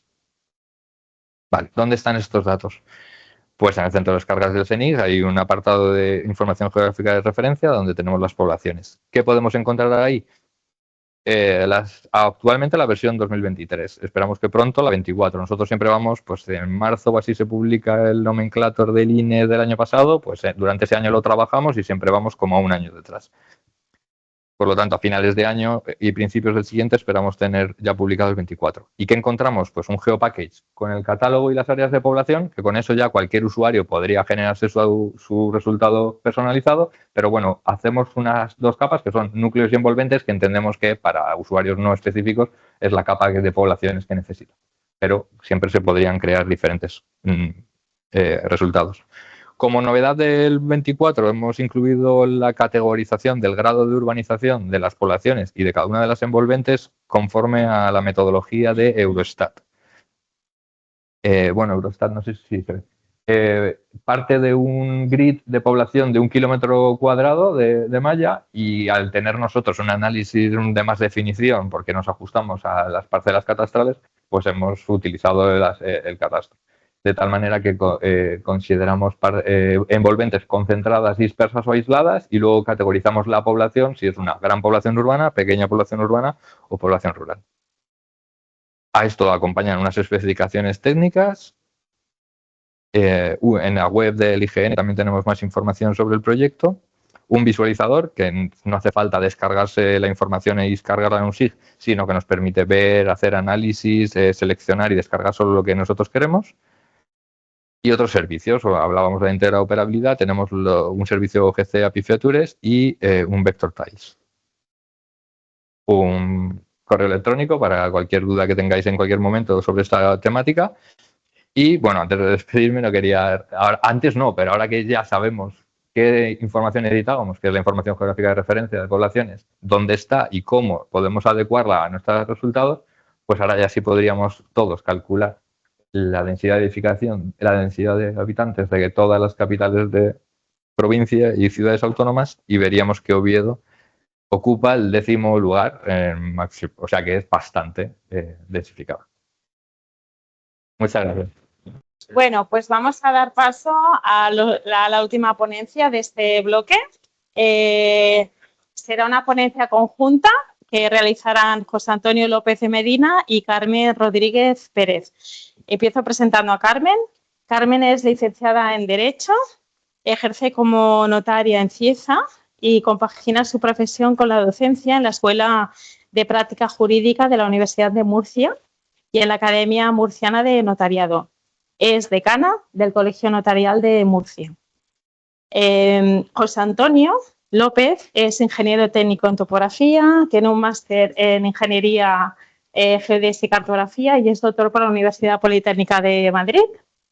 Durante muchos años ha compaginado la docencia con el ejercicio liberal de su profesión. Es miembro de la Junta de Gobierno Nacional del Colegio Oficial de Ingenieros en Geomática y Topografía de nuestro colegio. Y también de la Comisión de Trabajo entre Catastro y el Colegio Oficial, entre otras muchas comisiones. Y destaca por su labor en la gestión de fondos europeos para garantizar la mejor formación de los colegiados. Y nos realizarán la ponencia que lleva como título Función notarial y la geomática, alianza por una seguridad jurídica. Va pasando todo, paso. ¿Le doy aquí? Vale, perfecto. Bueno, muy buenas tardes a todos y muchísimas gracias por invitarme a estar aquí, un notario en este foro. Lo haré lo mejor que pueda.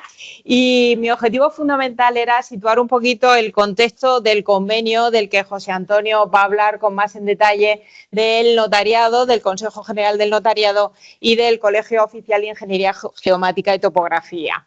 Partimos de la ley que se ha hablado al principio de estas ponencias, de la ley 13/2015 para lograr la coordinación entre el catastro y el registro de la propiedad. Es en esa ley, aunque antes también, pero fue en esa ley del año 2015 cuando el notariado pues tuvo que hablar y ponerse en contacto con la cartografía. El objetivo de la ley del 2015 se ha hablado, es un objetivo que parece sencillo, pero que no es nada fácil. Supongo que los que trabajan aquí sobre el terreno lo saben, que es la coordinación del catastro con el registro de la propiedad, el título y la realidad, en definitiva. No es fácil porque utilizamos dos lenguajes distintos. Sabemos que la descripción de los títulos y del registro, consiguientemente, es una descripción literaria. Sabemos que los linderos, y si no lo saben, no lo sabéis, os lo digo yo, se fijaban con el nombre y los apellidos de los vecinos. Es decir, linda al norte con Pepico Pérez y al sur con Manolo o como sea. Solo los linderos fijos, caminos, los ríos, pues son un poquito más fáciles de identificar. En origen ese sistema estaba muy bien porque en realidad los propietarios sí conocían a sus vecinos, pero conforme las generaciones van pasando y las fincas van cambiando, pues cada vez es más difícil identificarlas.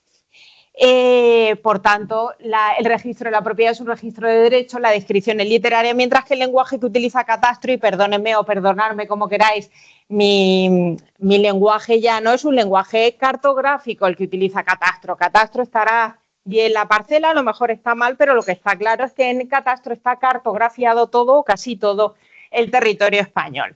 Con lo cual, pues en el ámbito notarial, a partir de ese año tuvimos que hablar de un lenguaje al que no estábamos acostumbrados, desplazamiento de la cartografía, posicionamientos absolutos y el famoso ya para nosotros GML. Y ahí, bueno, y no lo he dicho, pero partimos del artículo, por eso el artículo 10 de la ley hipotecaria dice que la base de la representación gráfica de las fincas es la catastral. Solo en aquellos casos en los que modifiquemos catastro en ese momento porque agrupemos o dividamos, o en aquellos casos en los que catastro no coincide con la realidad, que los hay, pues utilizamos la representación gráfica alternativa. Por tanto, es verdad que le doy al otro lado. Empezamos con las dificultades iniciales para el notariado, que no se nos olvide, está ahí con el ciudadano y le tiene que decir por dónde tiene que ir, pues qué dificultades se le plantean.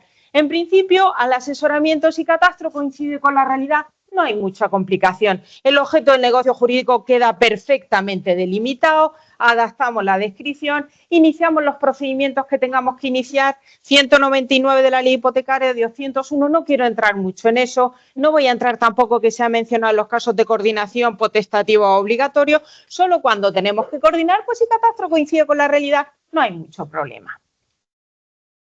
Pero no vamos a entrar en ello, ¿vale? El problema es que tengo pocos minutos.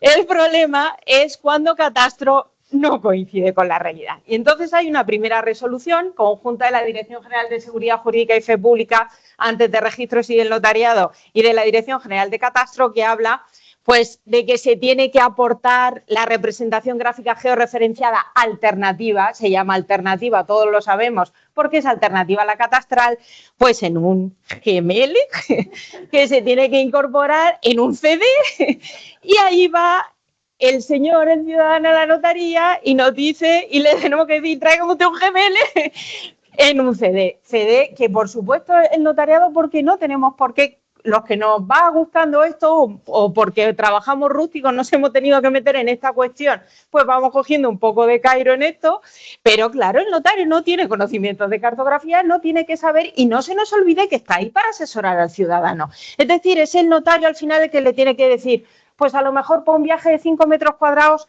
no nos vamos a meter en esto. Es decir, si el vecino la diferencia en la medición es 1 metro cuadrado, pues a lo mejor es mejor ajustar y no notificar al vecino. A lo mejor nos tenemos que, si la diferencia es muy pequeña, o a lo mejor tenemos que irnos a modificar catastro primero, o a lo mejor no. Si no puedo leerlo, no puedo asesorar. Y entonces entra la resolución conjunta del 2021 con el informe de validación gráfica alternativo del que se habla aquí. Ya el informe de validación gráfica alternativo tendrá sus críticas, que seguro que las hay, susceptibilidades de mejora, pero para nosotros fue y es maravilloso.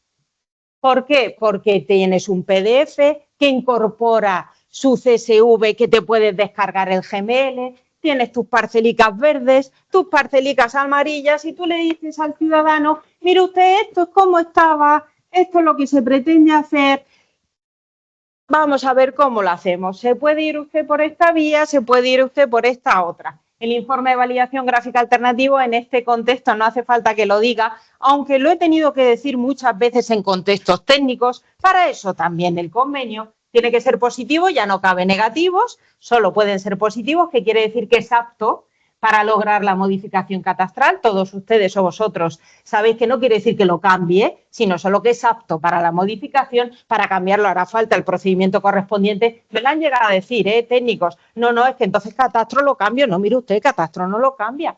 Y tiene que ser coherente con la operación que se hace en la notaría. Pues, además, por medio de esa resolución conjunta y gracias al trabajo que se ha hecho por parte del Consejo General del Notario y la Dirección General de Catastro, pues se crean funcionalidades en la sede electrónica de Catastro para los notarios que nos permiten comunicar, siempre que tenga un informe de validación gráfica alternativo positivo y coherente con lo que estoy haciendo, a través de la sede electrónica de Catastro, las modificaciones hipotecarias que se hagan, agrupación, división y segregación, y sobre todo, no sobre todo, pero una cosa que es muy importante en el ámbito notarial, que es el expediente notarial y para el ciudadano, que es el expediente de subsanación de discrepancias del 18.2. En la notaría podemos cambiar catastro tramitando el procedimiento correspondiente y si se nos aporta el informe de validación gráfica alternativo de subsanación. Se notifica a los colindantes afectados, se tramita el procedimiento y si no, y si todo va bien, se comunica a través de la sede electrónica del catastro por parte del notario. Está ahí abajo donde pone expedientes, hay otro, este es el acceso que tiene el notario, ¿vale? Donde pone expediente, registro de expediente, lo comunicamos por ahí y en 5 días, no más de 5 días, el catastro está cambiado. Claro, el ciudadano alucina. O sea, cuando viene el ciudadano le dice, no se preocupe usted, vamos a, ¿catastro coincide o no coincide? Pues no coincide, pues váyase usted un técnico que sepa de lo que habla. Vamos a modificar catastro, tráigame el informe, notificamos a los colindantes si se ha hecho un trabajo previo. Lo comunica a catastro y el señor se va con su catastro cambiado. Luego podremos hacer el procedimiento del 199 pidiéndolo el 201, a lo mejor los tramitamos los dos juntos, pero el señor se va con catastro modificado, ¿vale? Con lo cual, pues hemos avanzado mucho, pero seguimos teniendo algunas dificultades incluso con el informe de validación gráfica alternativo. El primero, creo que ya lo he mencionado, que es la elaboración correcta del informe de validación gráfica alternativo, que el técnico que nos haga el informe de validación gráfica alternativo sepa hacerlo y lo haga bien. Ya se nos ha olvidado o no se nos ha olvidado algunos, los que nos siguen trayendo informes, bueno, negativos porque ya no los pueden hacer. es que no lo puedo hacer positivo, es que no lo puedo hacer de segregación. Claro, no somos técnicos nosotros, somos técnicos en lo nuestro, no tenemos conocimientos bastante con que le sabemos un poco guiar. Mire usted, pues hable con Catastro o fórmese sobre cómo tiene que elaborar el informe, porque se puede hacer y se puede hacer positivo. O que supongo que aquí, si se utiliza este lenguaje, los cuchillos.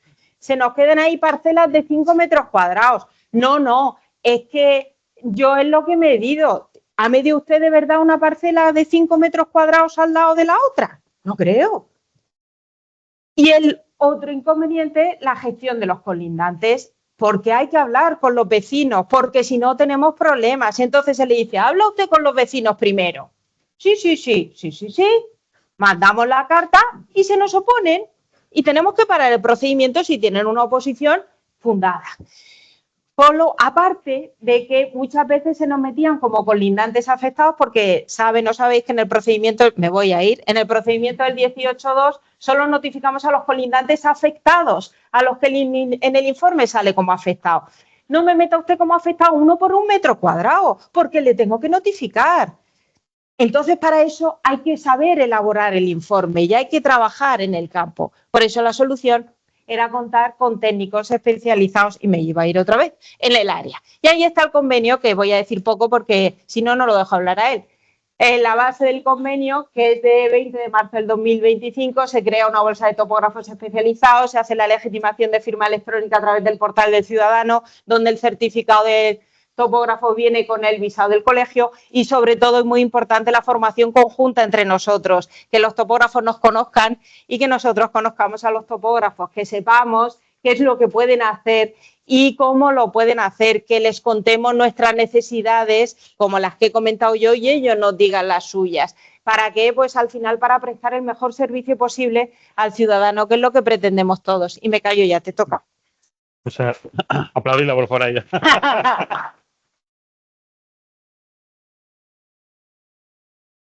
Igual a mí no me aplaudiste. Que sí, ahora que sí.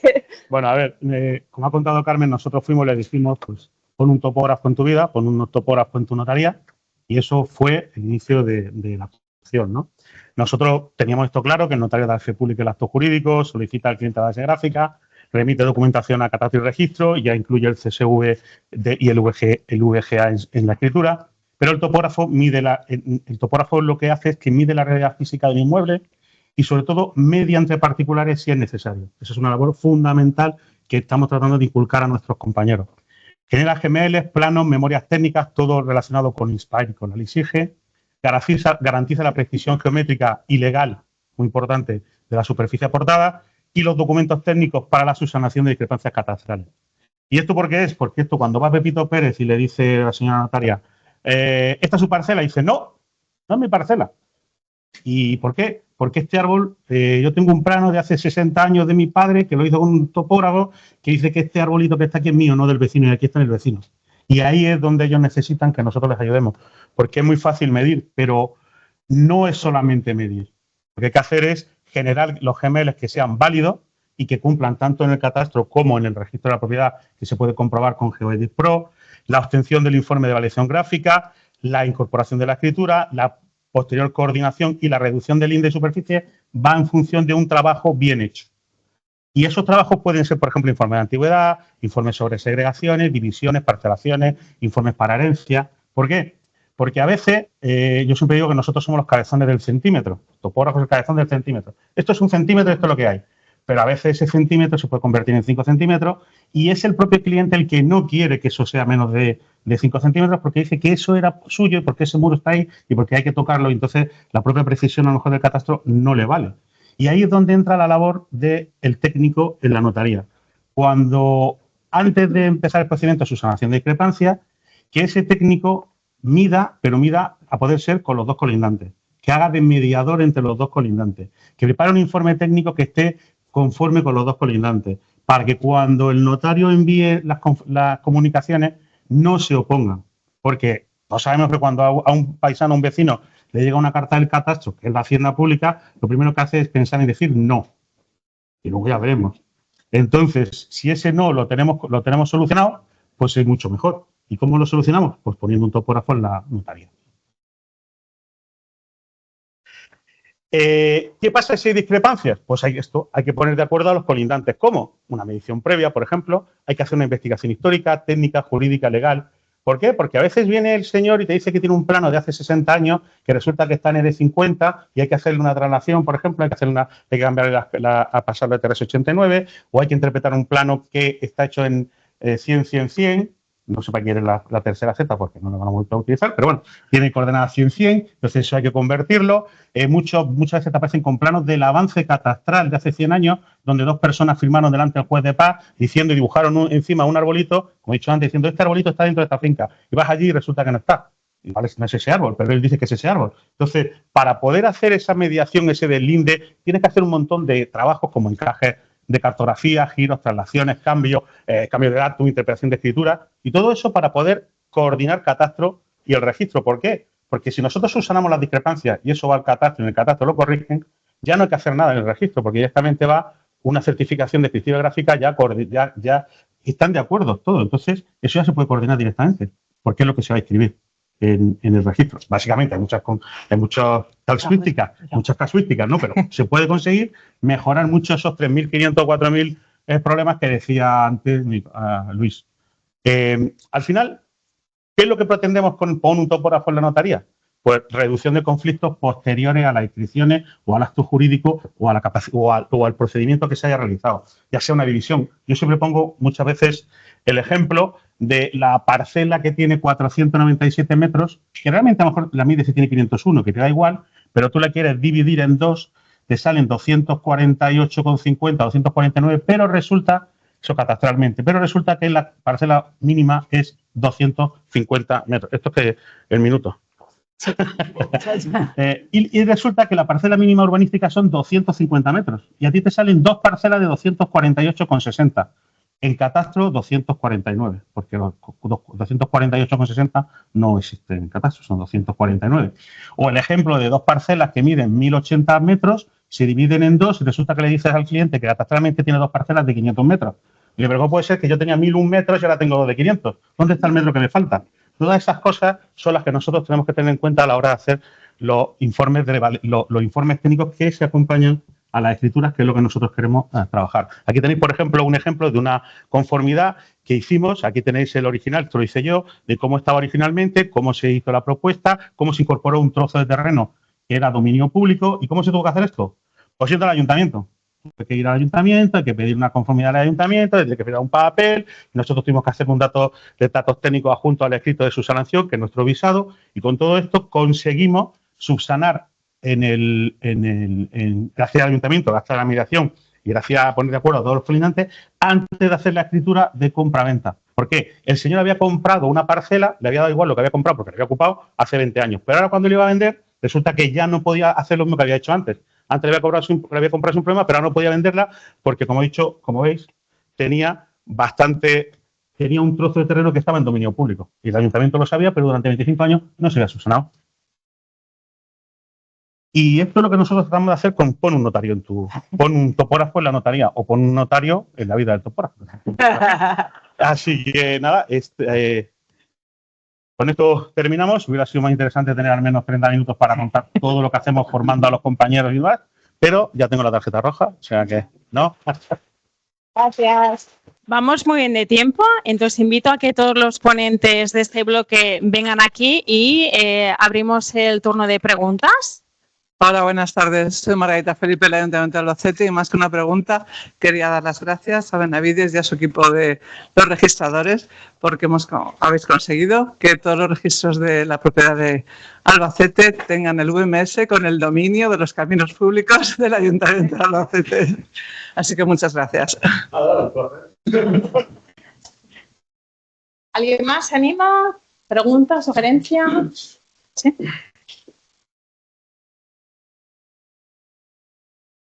Sí, la pregunta es para Luis Benavides. Bueno, y el responsable de catastro, no me acuerdo de su nombre.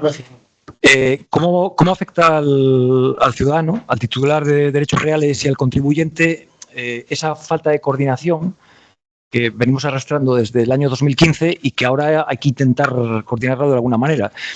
A ver, desde mi punto de vista como técnico, yo creo que en algún momento la comunicación que se realizaba desde el registro en dirección a catastro se comunicaba, pero se quedaba en el aire, ¿vale? Yo creo que no es tan importante aquellas fincas que se coordinaron con la representación catastral que aquellas fincas que se coordinaron con una representación gráfica alternativa, con una comunicación a colindantes y para las cuales yo creo que hay un blindaje registral. Es decir, hay unas coordenadas y esas coordenadas son inamovibles para ese momento determinado. El catastro puede haber modificado porque puede haber hecho ajustes municipales de revisión de su cartografía, pero lo que es válido, desde mi punto de vista, es el trabajo previo que se hizo primero por el técnico en el terreno, hablando con colindantes, intentando mediar y finalmente su blindaje registral. Aquí un poco larga. A ver, no es del todo exacta la interpretación desde mi punto de vista, porque la ley 13, bueno, la modificación, el artículo 9 de la ley hipotecaria, lo que dice es que cuando haya una representación gráfica alternativa, el registro lo comunicará al catastro, pero tiene que saber que lo hemos recibido para que demos nuestra conformidad o no, o nos adaptemos a su representación gráfica. Es decir, que lo que establece la ley es que la representación gráfica del uno y el otro tiene que ser igual. Si no llego a recibir su representación gráfica, no puedo igualarla. Quiero decir, todo esto es porque al principio pues los sistemas son difíciles, si el GNL parece difícil, el XML y los servicios informáticos distintos es muy complicado. Precisamente lo que estamos haciendo ahora es igualar a cero y ver en cada caso de todos esos 11 registros y queremos hacerlo de toda España, es ¿qué ha pasado? ¿Cómo igualamos? Y la idea es cómo igualamos y a partir de ahí cómo cerramos para que a partir de ahora lo que se inscriba no se pueda diverger, sino que sea siempre igual, que los mecanismos funcionen. Esa es mi opinión, Luis. Bueno, sí, estoy de acuerdo contigo, pero en parte también estoy de acuerdo con él. Es decir, vamos a ver, ese trabajo previo que hace un topógrafo sobre el terreno y genera una base gráfica alternativa, como ha dicho José Antonio, es decir, todo ese trabajo que se hace de campo con titulares colindantes, hablando con los titulares colindantes, eso genera una representación gráfica alternativa. Tiene razón Fernando en una cosa. Es decir, una de las cuestiones que la ley deja en el aire es la aplicación del principio de legitimación, eso es cierto, lo hace depender de la coordinación. Pero lo cierto es que esas coordenadas están en el registro. Es decir, ¿qué valor tienen? Pues probablemente tendría que decidirlas un juez finalmente. Pero sí es cierto que toda la demás protección que otorga el registro de la propiedad se predica respecto de esas coordenadas. Nuestra Dirección General, la Dirección General de Seguridad Jurídica y Fe Pública, va hacia esa dirección. Es decir, a extender cuanto más posible y dentro de los límites que marca la ley, obviamente, los efectos que tiene la inscripción de la información gráfica en el registro. Y obviamente lo que es necesario es dar ese paso más al que se refiere Fernando, que es coordinar esa información gráfica, de tal manera que Catastro tenga esa información para que tenga una información más fiable proporcionada por el registro de la propiedad, indudablemente. Pero esas coordenadas están inscritas. Lo que no podemos evitar los registradores, porque el funcionamiento del mercado es como es y el funcionamiento de Catastro es como es. Es decir, la velocidad de funcionamiento del registro y del Catastro son distintas. No es que sea uno más seguro de otro, son distintas, simplemente tienen un funcionamiento distinto. Nosotros no podemos impedir que una finca coordinada o una base gráfica inscrita posteriormente sea modificada, que ese es otro de los temas que habrá que abordar. Lo que llamamos, o lo que yo llamo la recoordinación, que es un problema técnico, en ocasiones, porque Catastro arregla un desplazamiento, un giro, un desplazamiento que en realidad no implica un solape de finca, simplemente un reposicionamiento de la parcela catastral donde estaba antes y ahora se la trae a un sitio. Es decir, ¿la inscripción de la base gráfica tiene efectos? Sí. ¿Los tiene plenos? Depende en gran medida o en parte de la coordinación con Catastro.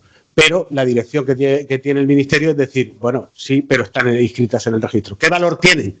Bueno, pues tendría que decidirlo probablemente un juez y se genera un conflicto en cuanto a una linde entre ambos vecinos. Hay un matiz más que me gustaría señalar, pero que es mínimo. Bueno, mínimo. Que es... nosotros, aparte de esta legislación, estamos sometidos también a la legislación tributaria. Si un tribunal económico administrativo nos deshace algo porque le falta la notificación a no sé quién, nosotros no podemos hacer la operación que desde el registro se ha hecho. Quiero decir que estamos sometidos también a que somos organismos distintos con legislaciones distintas y con finalidades distintas. Pero estamos haciendo todo lo posible para que tengamos De eso representación gráfica.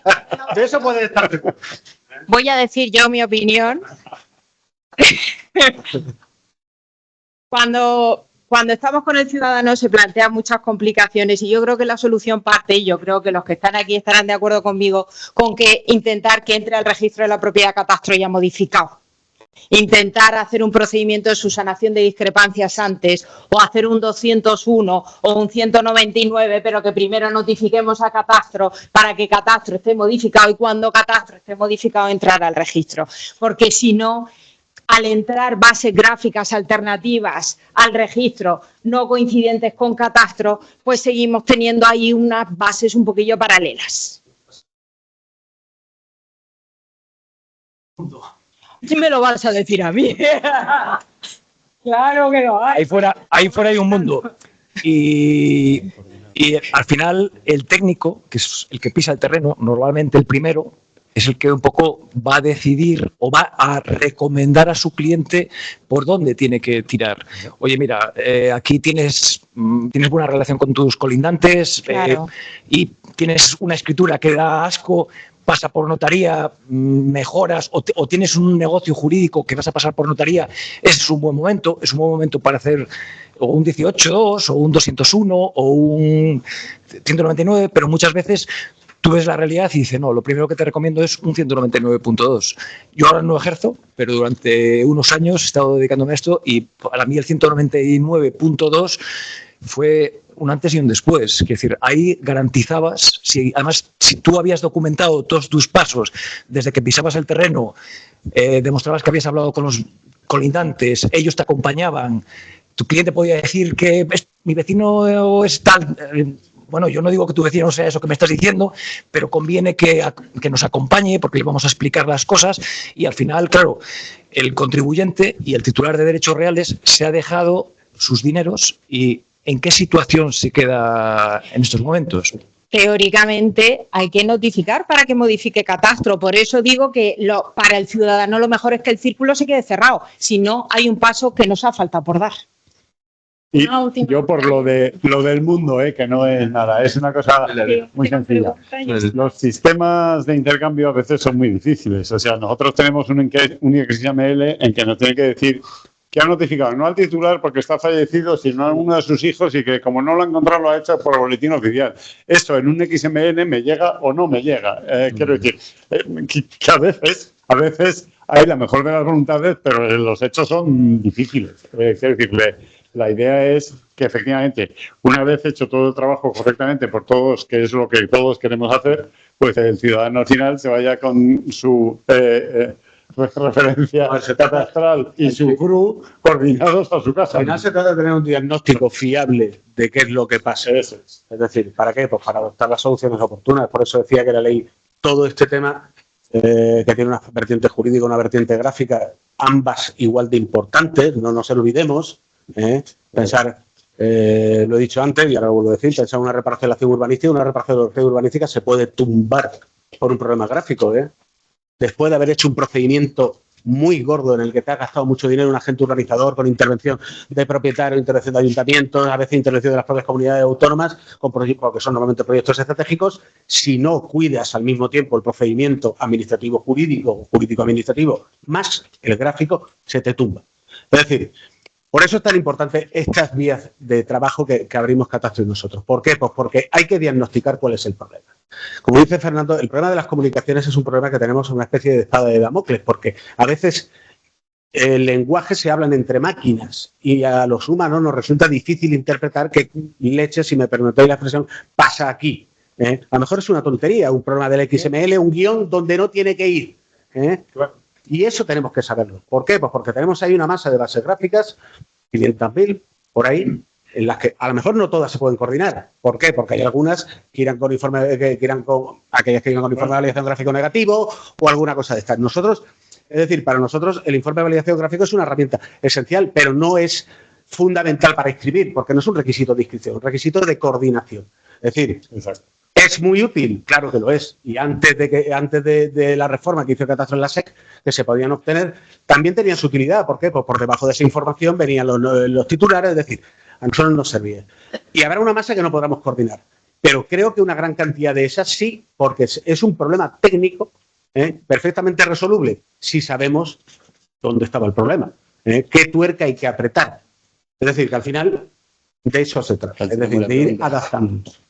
Tenemos tiempo para una cortita es. Vamos, venga, vos preguntad. Aquí más gente, No, mi pregunta es para Carmen y José Antonio, para la simbiosis de ellos.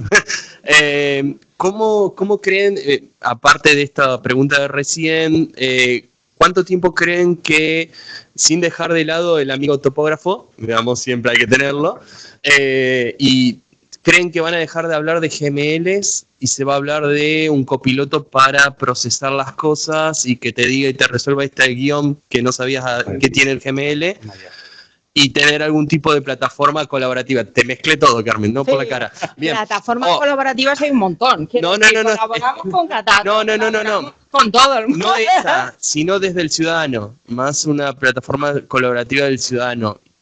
O sea, ¿cuánto tiempo creen que pueda surgir copilotos, ya sea con IA, no quiero decir la palabra IA porque hoy se usó todo el día, que permitan interpretar un GML, interpretar lo que lleva el topógrafo, subir el JPG del plano de la foto del abuelo de hace 100 años y te pueda dar una solución a la sistematización? ¿Puedo contestar ya por ella? Sí. Tengo miedo, pero dale. Vamos a ver. El Centro Tecnológico de Notariado está haciendo un esfuerzo muy grande en nuevas tecnologías y en el desarrollo de muchas herramientas. La inteligencia artificial la usamos ya. Claro, y el tratamiento y la base, los protocolos notariales ya están. Es una de las mayores bases de datos que tenemos aquí en España. O sea que eso ya existe, ya hay un tratamiento de datos. ¿Hasta dónde podemos llegar? Pues no lo sabemos, nos lo dirá la tecnología. Ahora yo no me podría entenderlo sin el factor humano.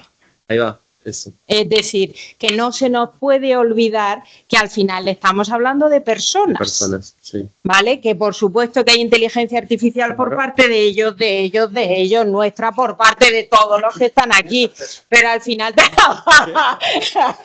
final tenemos que hablar de personas que sí que se utilizan, claro, que ya hay intercomunicación, por supuesto, que se usa inteligencia artificial para el tratamiento de los datos, claro que sí, claro que sí. Bueno, pero yo me tengo que ir. Muchas gracias a todos. Si no me hacéis, hacemos una foto. Bien.